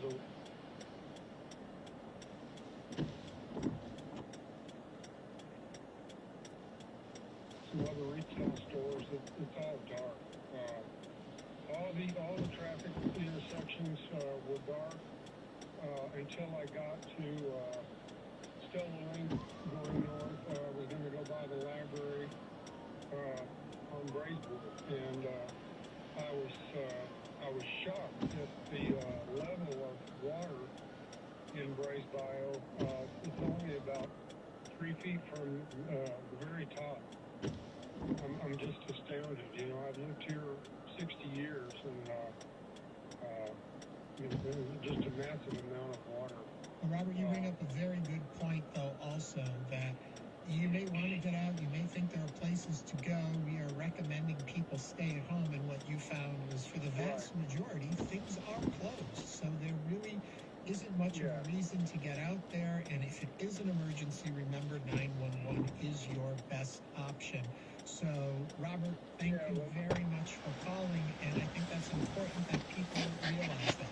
Most businesses aren't open, so if you're going out trying to find a business, don't. And a further reason why you shouldn't is because what it's doing is it's encouraging business owners to open their business and bring in more employees to work those businesses, which then goes against what the mayor, what the lieutenant governor has said. We want to keep the streets clear, so don't make a need for more businesses to open right now. Let's just sit tight if you can. If it's an emergency, 911 can work for you. If it's something and you absolutely have to go out of the house, proceed with caution. But do not expect, because suddenly maybe you don't have to go to work today or the power's out at your house, maybe you'll go off to the Walmart and wander around. You're not going to find that kind of opportunity. You didn't see it. So please, sit tight. I know it's hard to do that, especially in this environment. I myself have that wanderlust and always want to be out there.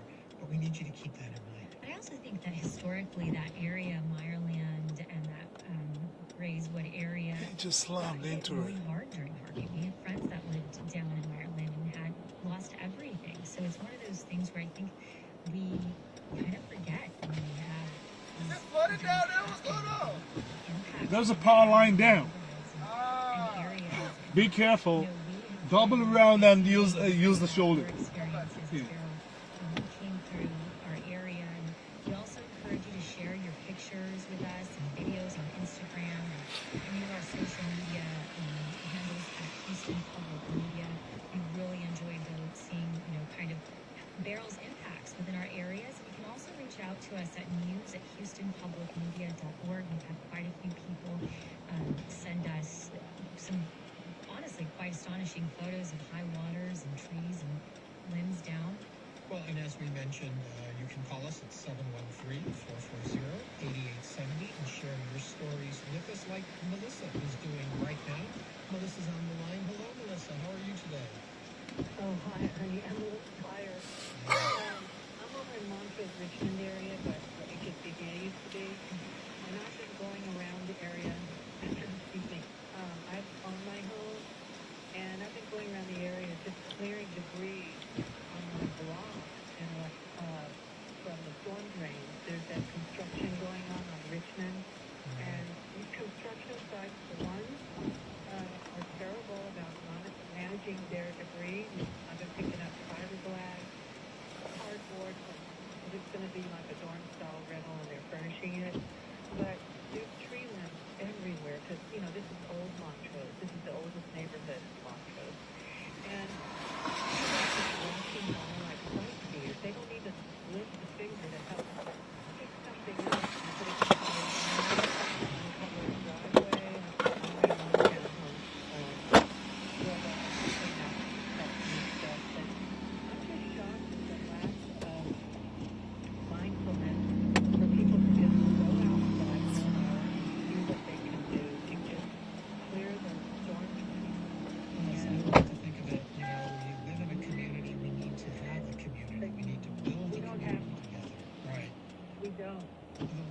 really disappointing. And I grew up in Montrose, and I'm 70, and I live 2 blocks from here, and I'm just shocked at how people are just not mindful about it. Well,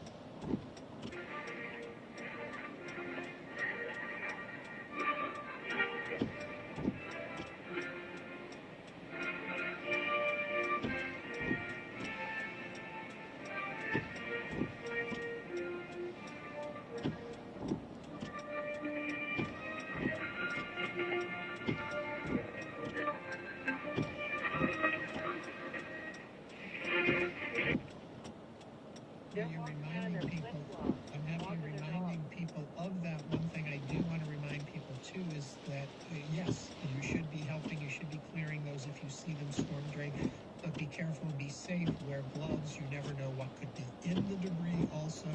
We need to be very safe about that. You need to make sure there's no wires there. So when you do it, use your best judgment. So make sure you're looking and you know what you're moving and what you're doing. Nothing worse than moving it and finding a snake in there. I'm scared of snakes, so that comes to my mind first. Yeah, gloves and a rake. Just grab a rake, grab a bag, and whatever, you don't have to do much. You just lift it up and just get it up off the curb. And the sooner you do that, then the water can drain better because you're blocking the drainage system. So what's bothering you, you can help make it go faster. And thank you, Melissa, for setting an example, because going back to something that Dr. Jeff said earlier, during these stressful times, this is when community is so important. This can be that silver lining in someone's stressful day, is seeing their neighbor out there. Maybe you meet your neighbor, seeing somebody you haven't seen. So, Melissa, I think it's also a testament to you being out there in your own community. Well, I appreciate that. Here's the other thing. People ought to take a walk by the bayou afterwards and see all the trash that's going to be stuck in the trees. I mean, in the limbs in the bayou. And this is a big problem that Houston has because there's trash all over our city, and it's always a thorn in my side anyway. But, I'm really trying to emphasize, and I was thinking the media would really make a campaign out of it. Let's clean up Houston, and this is how you do it. When you're on a walk, take a bag with you, pick it up. Be responsible for your own trash. And the businesses are not any better, So I don't want to keep you anymore. But Melissa, what I'm going to say to you is, I think you just started that campaign right here on the media. I do it, honey, but I can't do this by myself. All right, well, we gave you the airways, and I hope people heed your advice, but I also like use a rake. Make sure you're not just touching this stuff, not knowing what you're doing, but help when you can help out. Pick up when you see something that needs to be picked up. It's great to sightsee, but get involved. It's your community, too. Melissa, thank you very much, and stay safe out there. All right, bye-bye. Bye-bye. We want to remind you all, too, that you can send in your pictures, the stories that you have to share with us at news@HoustonPublicMedia.org. You can see the culmination of those stories on our social media at Houston Public Media or Houston Public Media, depending on which system you are on. Also at our website, HoustonPublicMedia.org. And it looks like our colleague, Trinity Hickenbaum, sent in some photos from Lake Jackson, and she said that most everyone is out of power and streets are flooding pretty back. So, there's still a lot of pockets of high water. We're still being extremely cautious. I know Melissa is already out kind of cleaning up her community, but we still have to be diligent and, look out for each other. Stay safe. Continue. We need to see what shelters and when shelters are opening. Remember, ReadyHarris.org has a lot of that information for you. Harris County keeps that updated and gives you information there, so you can check that. Red Cross, you can check a lot of different places. You can also just simply come and visit us at HoustonPublicMedia.org. A lot of that information. And thankfully, I think with this being such a wind event, not a rain event, and going so quickly, hopefully the shelters, it's good to have them. Hopefully we won't need as much as we did back with Harvey and other storms. So. I do want to grab another call at 713-440-8870. It is Olga. Olga, what are you seeing out there? Hi. Hi. I live just south of Brave Bayou on Buffalo Speedway, and I've been out cleaning the storm drains, and moving the limbs out of the street. And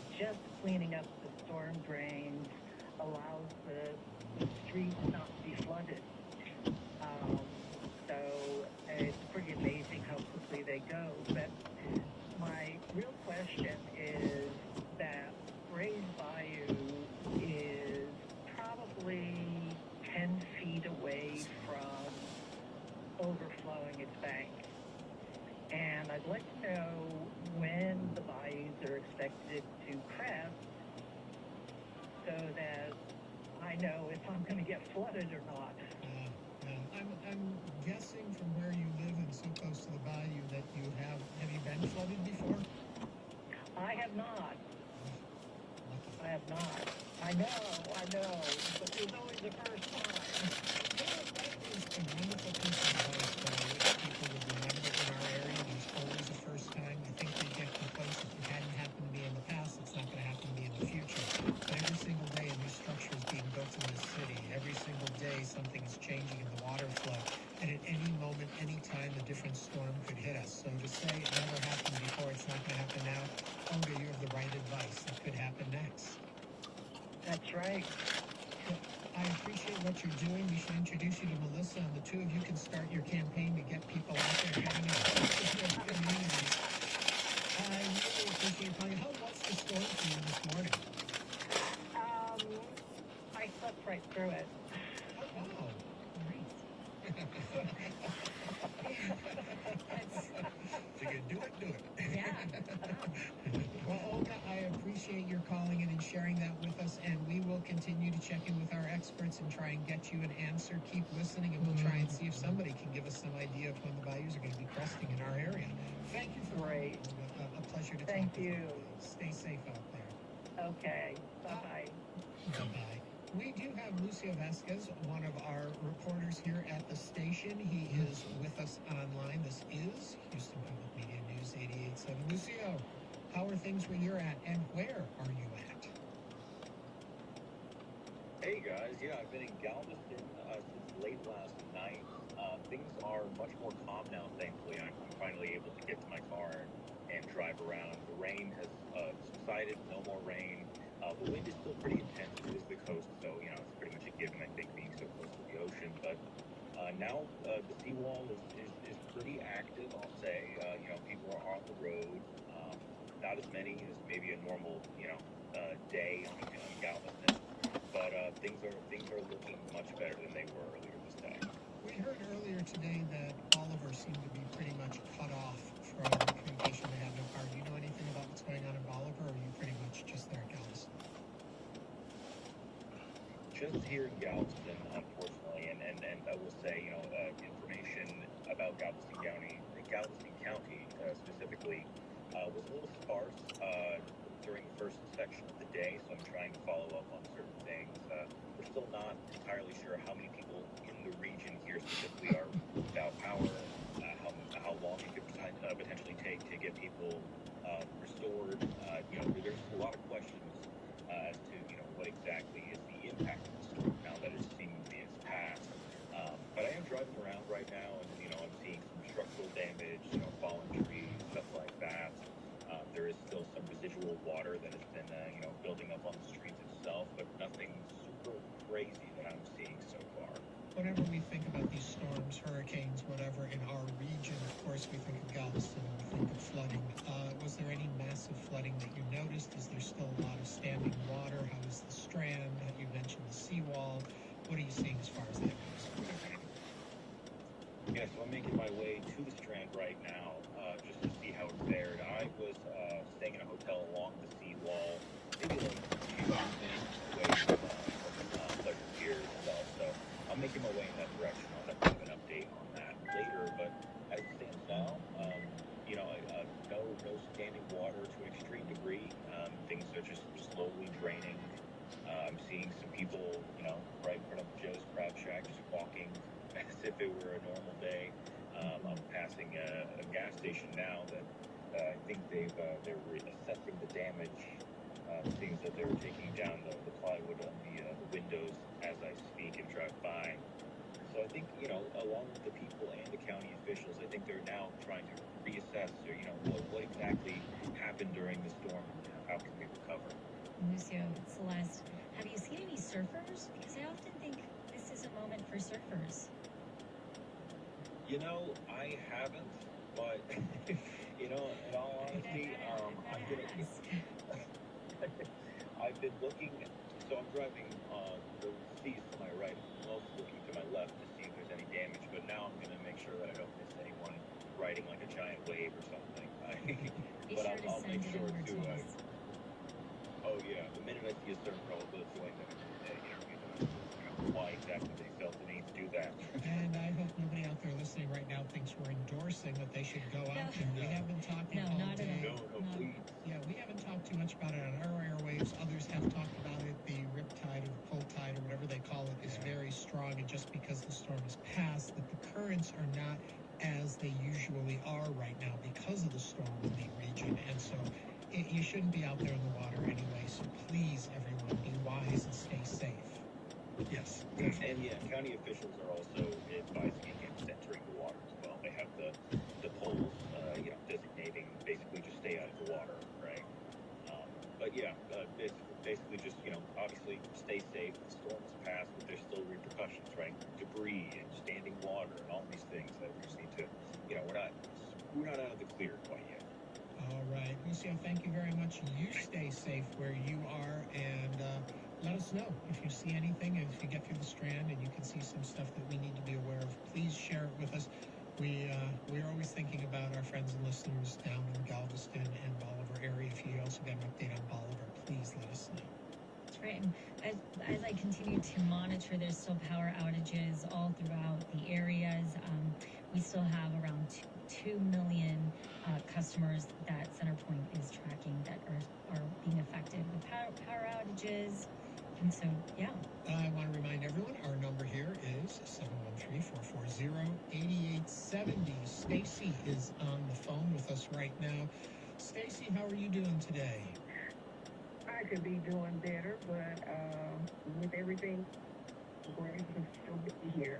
My inquiry today is to the experts that you've been talking to.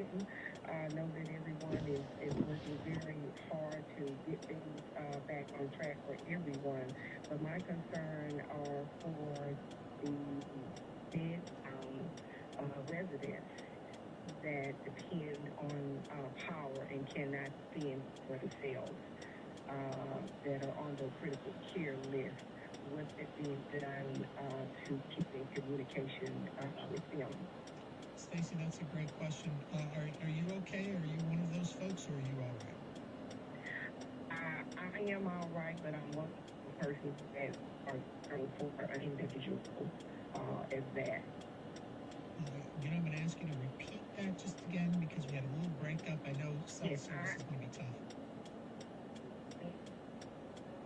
I am. But Stacey, we're going to have to let you go right now. If you want to try and reconnect with us, please call back because it's coming in and out. I have heard reports of cell service being out in the area too, and we're looking into that to see if we can get some information about that. To address Stacy's question about bedbound individuals and people who rely on power, we have reached out to CenterPoint. It took us a while to get a response, as I'm sure anyone can understand. It's very busy for them. They are trying to locate someone who can join us and answer some of these questions we have, such as when will the power be back on? When can we expect at least some relief from this? It seems like an awful lot of people are out, and it seems like some will quickly start coming back online. We're hoping. Yeah, my first inclination is to call, and they have already addressed this on X to don't call. They know the situation, 2.1 million people out. They're working on it right now. So.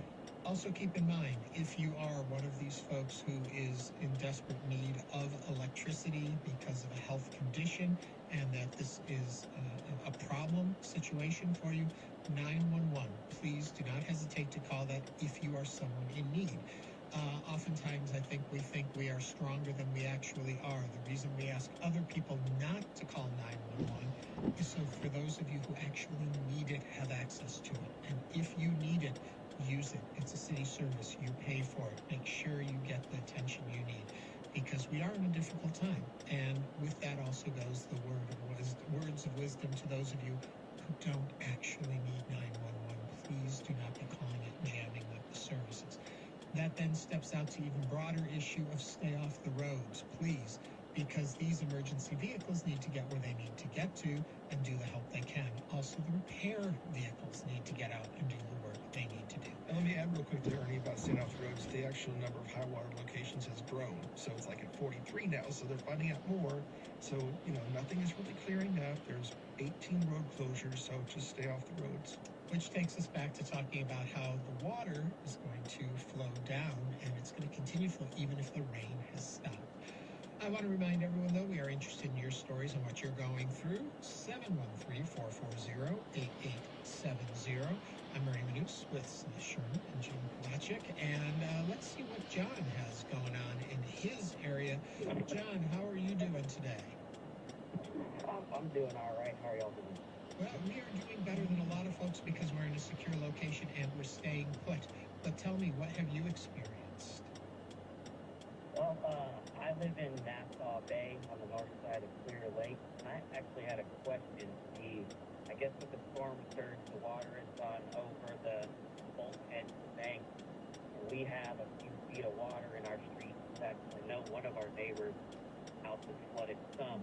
I'm just curious, do we know when the water might start receding from this surge? We are trying to get some answers on that for you. We have had this question repeatedly. We're trying to get a hold of one of our meteorologist friends to maybe help us understand what's going to happen here. Celeste, did you want to say something?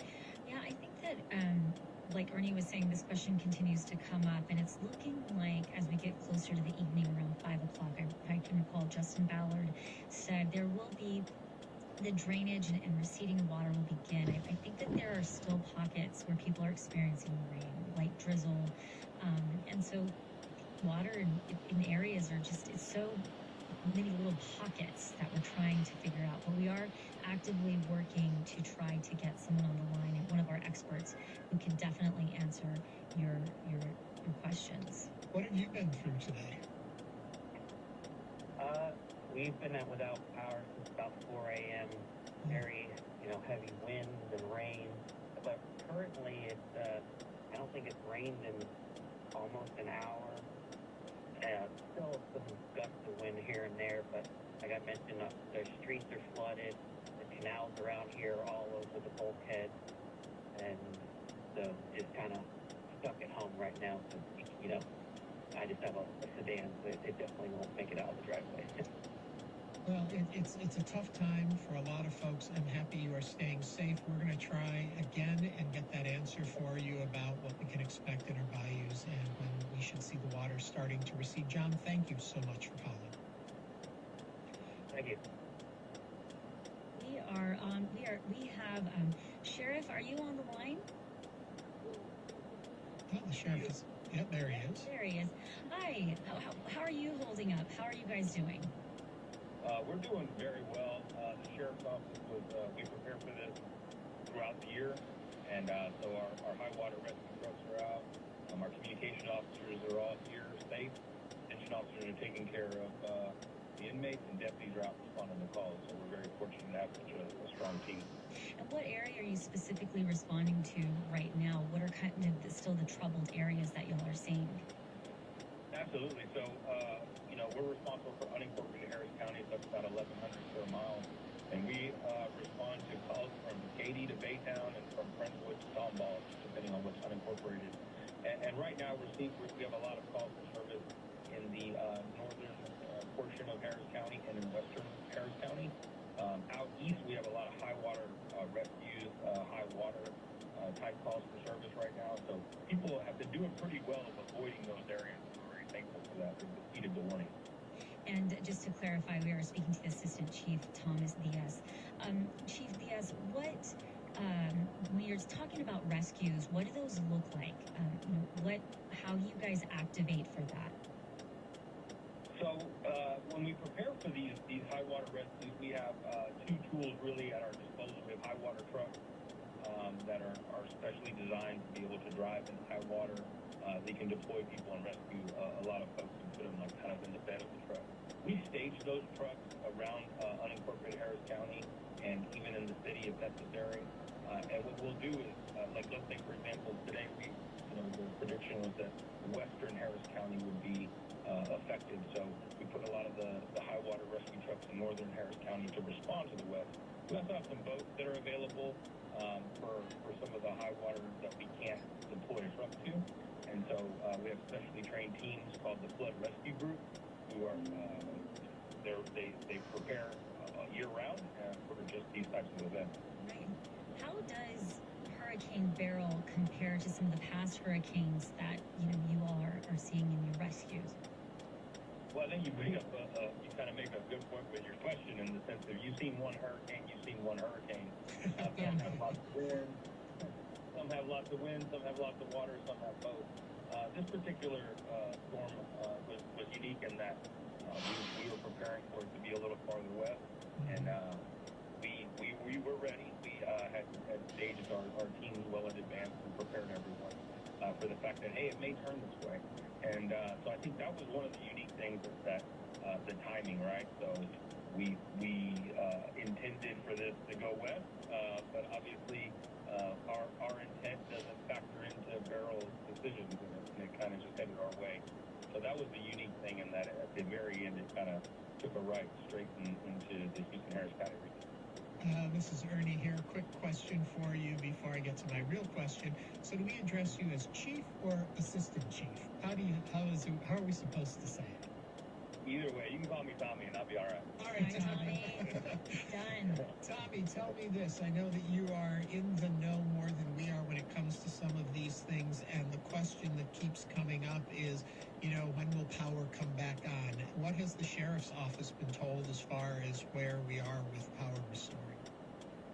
Well, I think, it just depends on where you live, and CenterPoint's always been very well prepared and sending teams in the area. We haven't really pinpointed where those areas are going to be that are going to get power restored quickly, but I think it's important that everyone recognizes that. Just be patient. What we're going to try to do is make sure that we can, because what we like to do is ensure that we can clear paths and escort these teams in. So if people stay off the roads, that'll be helpful so we can get the linemen in a little faster, and then we provide security sometimes if they're having issues. So that's the big thing is if we kind of stay off the roads and let the folks come in and do their job, that'll be great. Okay, so if we stay off the roads and let them get in, what are we thinking time-wise? Still going to stick with that. A lot of our folks are very concerned. I don't have power in my house, and so I really, if I could tell you, hey, I have the juice to get it at my house, then I would, but I just don't have that kind of inside track on it. But I'll tell you this, that the sheriff's office has redundant power sources at our areas and our substations and emergency dispatch centers and at the jails as well. So we are well stocked, we're prepared, and we can respond to emergencies. And, if you have loved ones that are unfortunately in our custody, we're taking care of them as well. To spin that question a different way a little bit is that the other question people keep asking us is when the water is going to start to recede. I fear we haven't seen it get to the peak seeding yet to start reseeding. What does the sheriff's office understand about that? Yeah, I think that you bring up a good point, Ernie, in that it's likely still rising, especially as we have runoff from the northern counties that are just barely getting the rain right now. So those are going to run off like we saw in the other kind of high water events throughout the year, is that as the water drains from the northern counties into Harris County, we will still see high water kind of coming over the banks and things like that. So it's going to be a bit. I would say that we have a couple of news cycles to go before we're out of this. Well, I need to take a moment here and just quickly say, if you'll stay on the line, Assistant Chief or Tommy, this is News 88.7, and we have to do a quick EAS.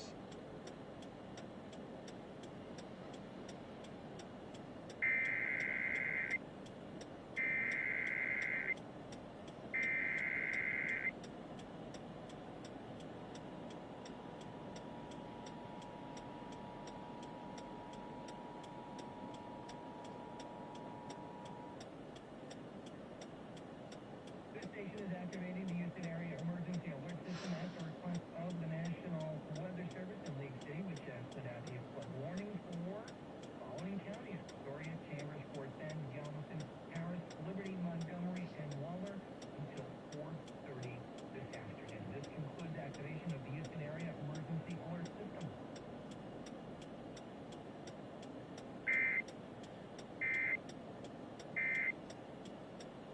And this is Houston Public Media News 88.7. We are continuing our coverage of the aftermath of Beryl. We are talking with Assistant Chief Tommy, our friend, as we call him here.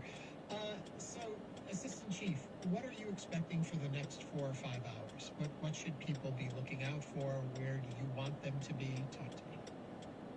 Yeah, so we have teams that are deployed around, so we will be responding to calls for service. What we're gonna immediately do is kind of survey the area, send information back to Harris County Office of Emergency Management. Say, hey, here's where we have down power lines, here's where we have down trees, and here's where we have lights that are not functioning.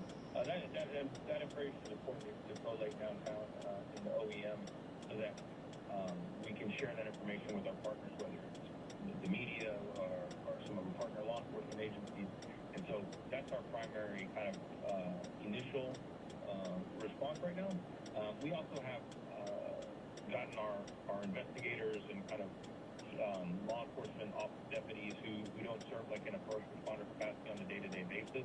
They're going to be deployed so that we can respond to people's calls for service. But in addition to that, we're also going to be proactive patrolling areas that don't have power. We want people to know that we have all our other resources in to make sure that we're doing proactive patrols in those areas. We want people to understand that our primary goal is public safety, and that we know that, hey, we're concerned about property, we're concerned about life, and that we're going to be in those areas that don't have power. So those would be the next few things that you're going to see from the Sheriff's Office. Okay, Assistant Chief Thomas Diaz, or as we like to call him, Tommy, from the Harris County Sheriff's Office. Thank you so much for taking the time to talk with us during all of this. Absolutely. Thanks, John. God bless. Thank you very much. Something, that continues to see a pattern that I'm seeing here is a lot of people are reporting cell service is really, really spotty. I know I've been in semi-contact with my husband, and I'm not getting any of his messages. I know that some of our colleagues say that out in Missouri City, cell signal is getting worse. And so, again, this is just a reminder, stay safe, because you just never know what kind of situation you can find yourself in. And, it's just one of those things where, again, we are still actively, our city leaders, our community leaders are reminding us we are actively assessing the situation. You all continue to send us photos that are quite jarring to see some of the high waters that are still around pockets within the area. I also want to mention, jumping on that too, a good friend of the station, our representative from this area, Sylvia Garcia, has been planning to join us today to talk with us, and they just sent us a message from her office letting us know she hasn't been able to reach us because they believe that the AT&T towers are down. Right. Wow. So that may be why we haven't, well, that is why we haven't heard from her. Yeah. But that I can't verify beyond that source that tower is down, but as Celeste has mentioned and other people have been telling us, calls have been dropping, there's been trouble with that. So, and a friend of mine actually texted me to tell me his cellular service is down. So there is a problem with that on top of the power, on top of the flooding, on top. Yeah, it's a tough time out there for Houston. And I know that people get, we've had a couple of callers call in and say that, why aren't people out? And I think it's just one of those things where I understand people can get antsy when your cell's not working, you have no power, it's hot, you want to get out, but also, again, assess your situation, be safe. There are service lines and numbers that you can call. Clearly, if you have an emergency, please call 911. But, depending on your needs, if you're in need of help, that's a non-emergency. You can call 311 if your cell phone is working. And again, if you need help making those decisions, you're trying to figure out, do I get out, do I not? 211, and these are stressful times. If you need any mental health assistance, call 988. We're almost there, Ernie. I mean, it's hunkering down is to the final hours here. So just wait a little bit more, and we'll get there. We got lucky with the storm, That's right. Somebody who is here to help us better understand what's happening in the area. It's Vanessa. Vanessa Joseph, Communications Manager, Office of Trinity River. Vanessa, thank you for joining us. Yes, good afternoon. How are you? We are doing all right, all things considered. How are you and Trinity River doing? Well, related to the dam, we have some repairs that are slated to be completed this afternoon. And of course, this has been ongoing since back around the latter part of January when we issued our information about the dam as it related to the potential failure watch. And we have been fast and furiously working safely to ensure that we can get that dam back in working order. And I guess realistically, the dam has been operating as designed. It is a drinking water reservoir, and so our water customers are at no risk of not receiving the water that they need.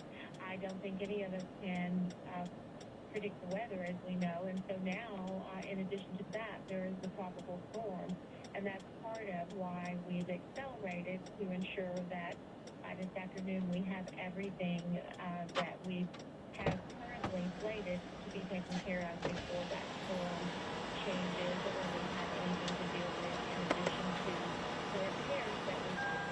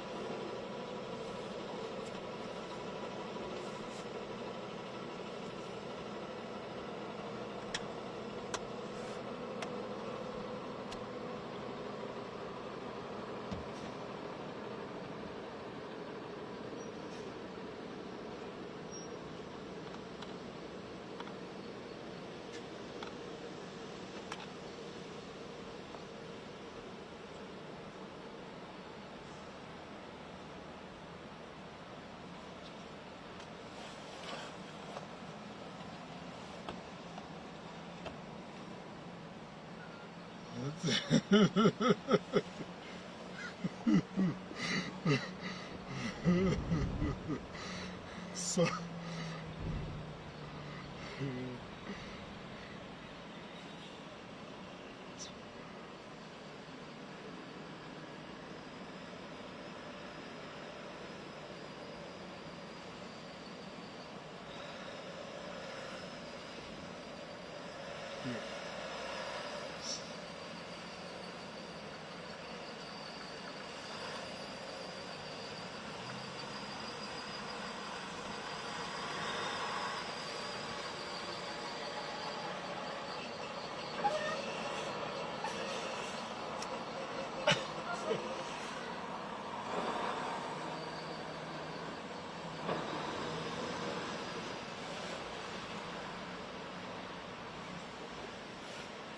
Hi. Hi. Yeah, I'm fine. Work for it. You stranded or you work for it? Okay. Come again? Yes, I am. I'm speaking with an officer. Can I call you back in a bit? All right. Yeah, I had to go put up the cone. They're not turning back. They just kept going. So I had to go put up the cone. So can you guys just see that? I mean, it means turn around. I'll take the risk. Yeah, they just shut down the road.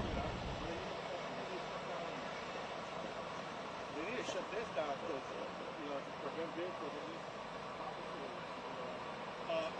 My camera has been offline. If you see the setup in it. Yeah, I've been off. You ever got the rolling around the city?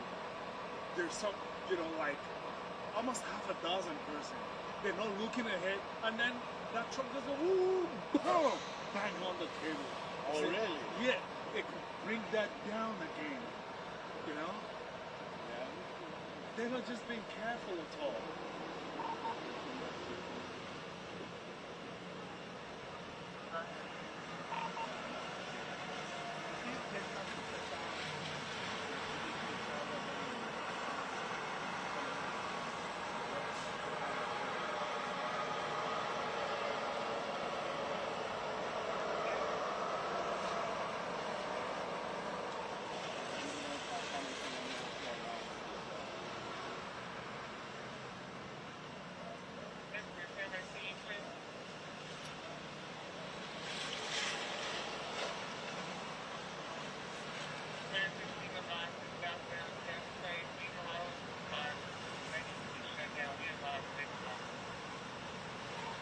Lost the power line going across the entire freeway.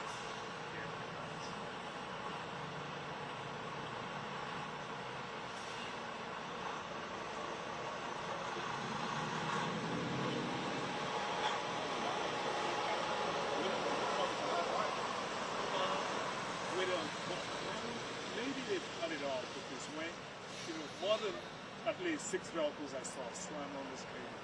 And then, like a few dozens of vehicles that ran over it.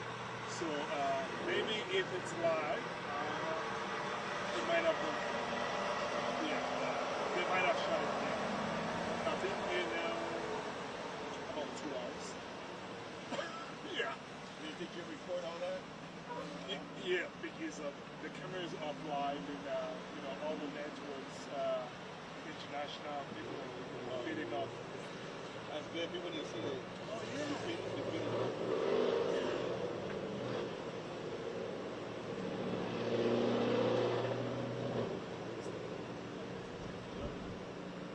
I saw some, public works department guys. They ran over the wire as well. Oh, another truck, public work, they rammed up to the one in the creek. And I just had, boom! He had a truck like this. When in a situation this way, you just have to take a slide.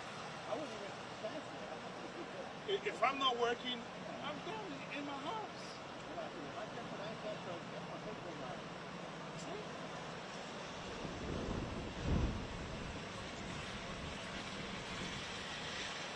don't know if you can live wire. if he come back up, we can't go up, take that, go around and get back on. That wouldn't It's my choice. Yeah. Do you have a fatality over there? Do you have a fatality? Which one is that?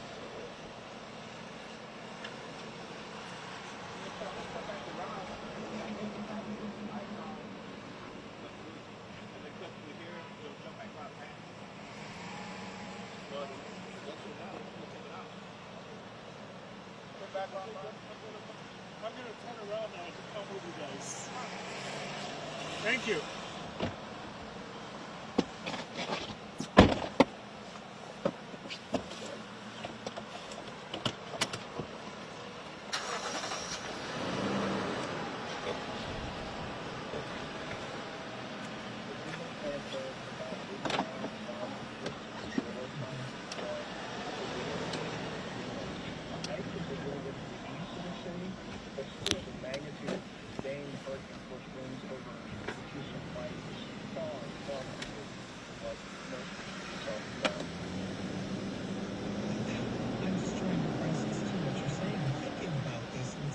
So less of a storm, more power outages, more severe after years of supposedly learning lessons. It's frustrating. If you're sitting without power today, I would think, yes, absolutely frustrating. You know, if you're without power, you're probably without Let's go. connectivity, which is essential. Let's go. Got this done. Cell phone towers that people use are running, I think, in a lot of cases on backup generators. Connectivity is so yes, So let me ask this, from other areas that get hit similar to our area, if there are other areas, have they found ways to handle these kind of weather situations better than what we're doing? Or is it, as I said, we've seen one hurricane, we've seen one hurricane, is each one unique and different, so we really can't learn from other areas? You can definitely learn from, wind damage to, power transmission systems. And the answer, and I am not an expert on turning, but my general understanding is that you could put power lines underground in communities, and then that would essentially improve the problem of power losses. That, of course, is expensive, and ultimately that decision was made not to do that after Hurricane Ike in 2008 in that facility. Moving off this topic, since we know it's not your area of expertise, but I'm sure we can enjoy your thoughts on it. I want to talk a little bit about the way it actually moved and what happened.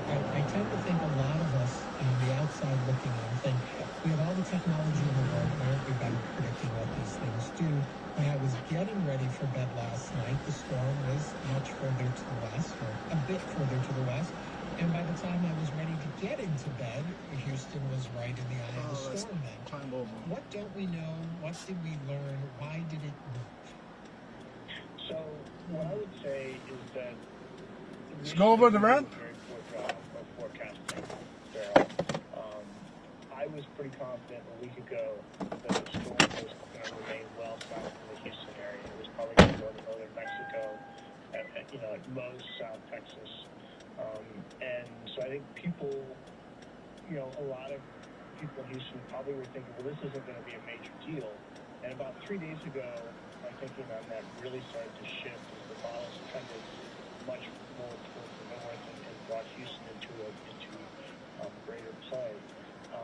I will say that for a couple of days, we've had a pretty good sense of a landfall near Matagorda, and that's what happened. But what did change in the last 24 to 36 hours is that once inland, Beryl started to turn east-northeast more quickly. So that brought the center, instead of saying 50 miles west of Katy, it was between Katy and downtown Houston. So that brought the core of the storm's strongest winds directly over the city of Houston, which is one reason why we've seen more sort of damage today. What do we learn from this experience? So this is what ended up happening. Is there a way now to go back and look at how we determined what it had done and understand why it moved the way it did, so the next time we're better at forecasting it? Or are these just the nature of these kind of storms? you know, we don't learn a whole lot about track forecasting from individual storms. It's more of an aggregate thing, and that sort of better information is fed into the computer models that we largely rely on for this kind of tracking. So in that sense, Beryl will help. But really, I think the lesson is not so much one of forecasting, but of mitigation. You know, we know Houston is vulnerable to rainfall. We saw that during Harvey. We know that Houston is vulnerable to winds. We saw that in 2008 Hurricane Beryl. And so the question is, are we really hardening ourselves against these storms, or are we not? Somewhere along the line of years of doing this, I have been told before that the European model tends to be more accurate overall than a lot of the other models we look at. Is there truth to that? And if so, why don't we pay closer attention to it? There is absolutely truth to that. On average, the European model is the best. Okay. A lot of other areas of weather forecasting as well. They've invested in their model, and they're the best in weather forecasting. Technically, like unless you guys do. That doesn't mean they're right all the time. And in fact, the European model was one of the reasons why we were pretty confident it was going into Mexico 5 or 6 days ago, because that model was consistent in keeping it, far south of the Houston area. So we do pay a lot of attention to it. Well, I'm thinking back, it was maybe you who told me this years ago. Eric, I want to thank you so much. What can we look forward to over the next couple of hours and days? It's time for our weather forecast. So, I mean, oh boy, this is sweet. Is moving quickly. Has continued to move quickly, and so the winds are starting to die down. The rains are moving north. So we are going to see pretty quickly see a return to much warmer weather beginning this evening across the Houston metro area. You know, if you're without power, the silver lining here is that we're not going to get quite as hot this week as we have done over the last couple of weeks. We're looking at temperatures in the lower 90s and the upper 90s. I'm hopeful that nighttime temperatures may actually get into the 70s at night. So that's a little bit better than we've experienced, but it's still going to be very warm and very humid.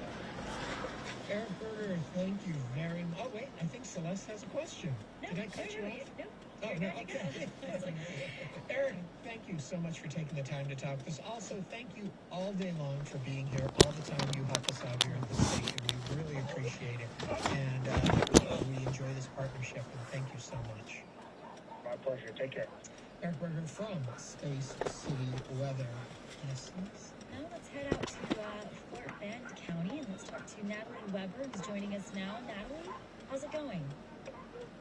Hi, Celeste. It's good. Folks are starting to finally venture out of their houses.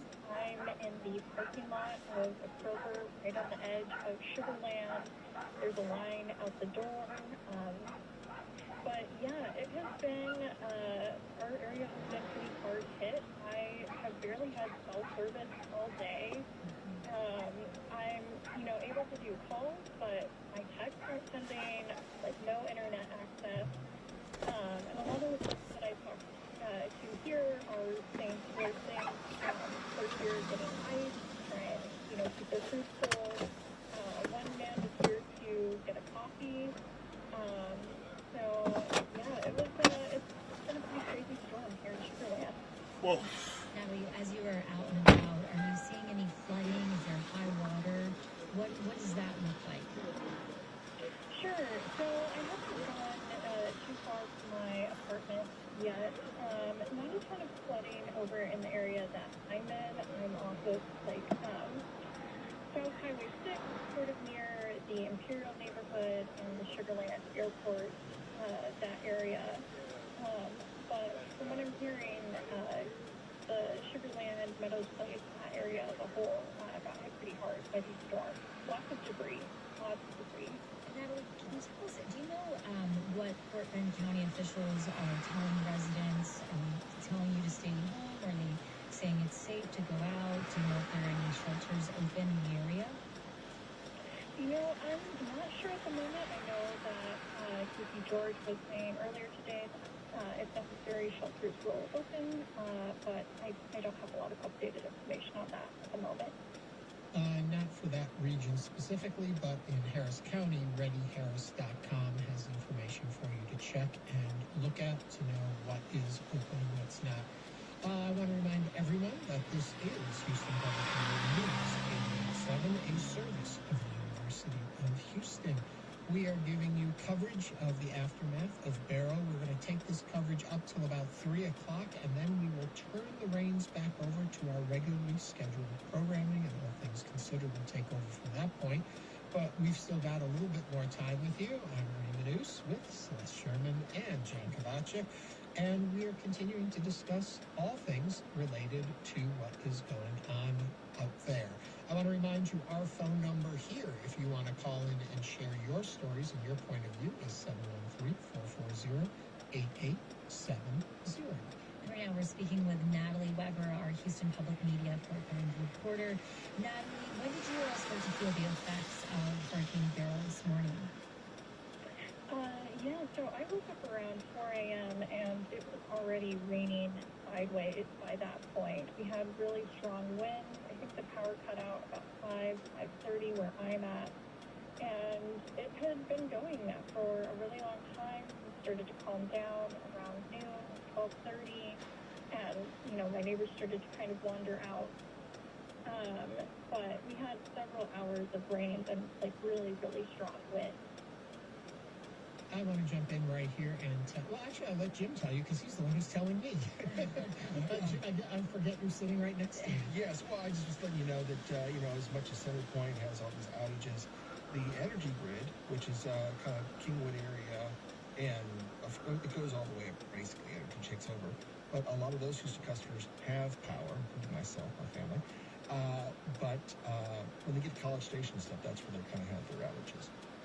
Yeah, it's difficult out there. Natalie, what are you seeing as far as power goes? Power's still out of my apartment, and the folks that I've talked to here outside the Kroger so far say that the power is out as well.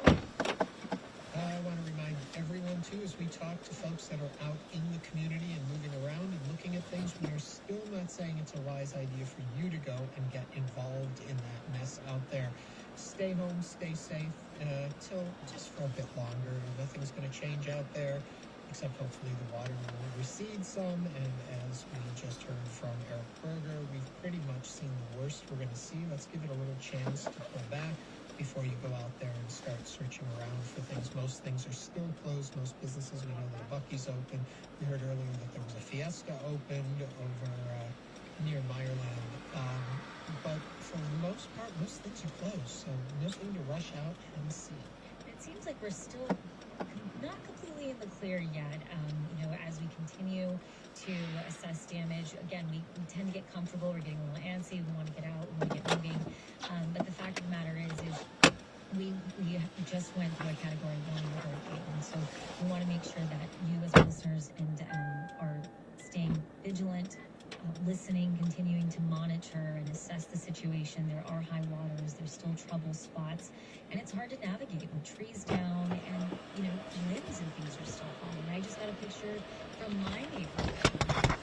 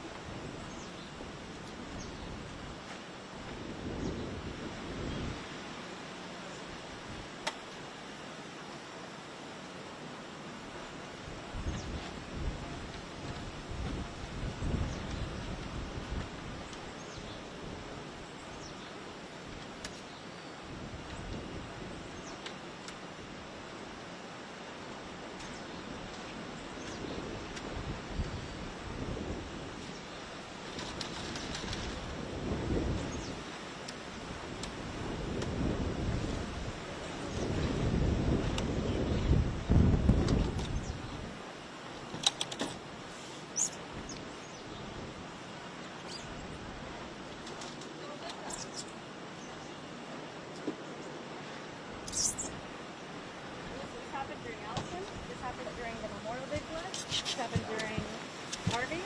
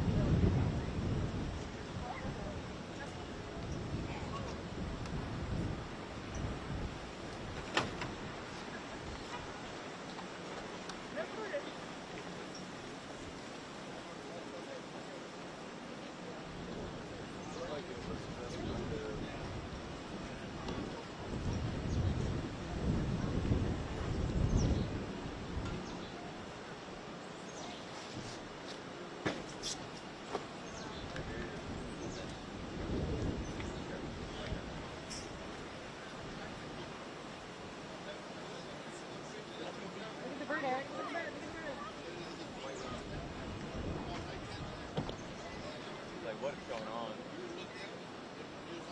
Time to move. Time to move, dog.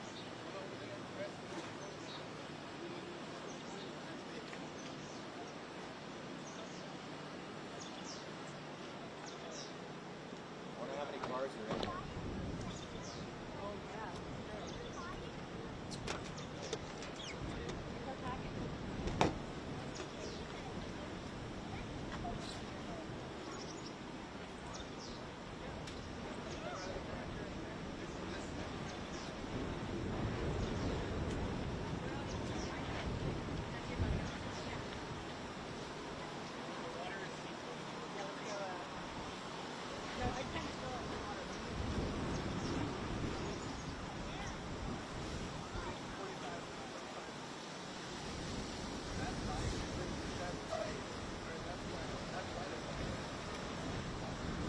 This vehicle is it?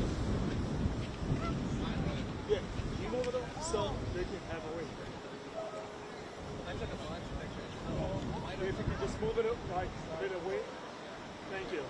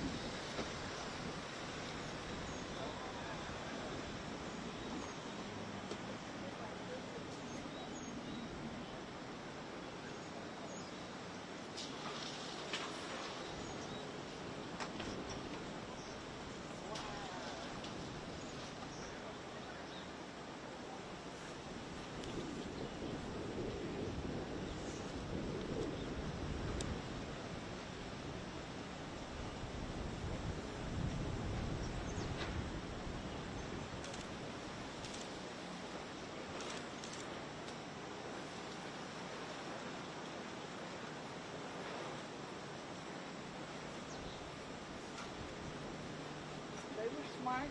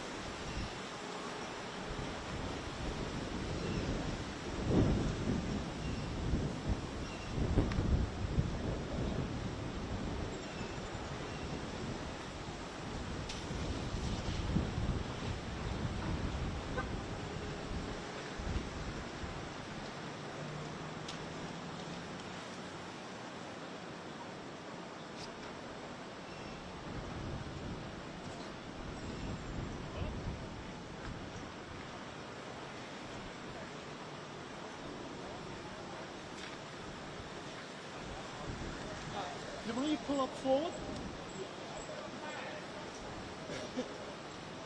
Thank you. It's okay.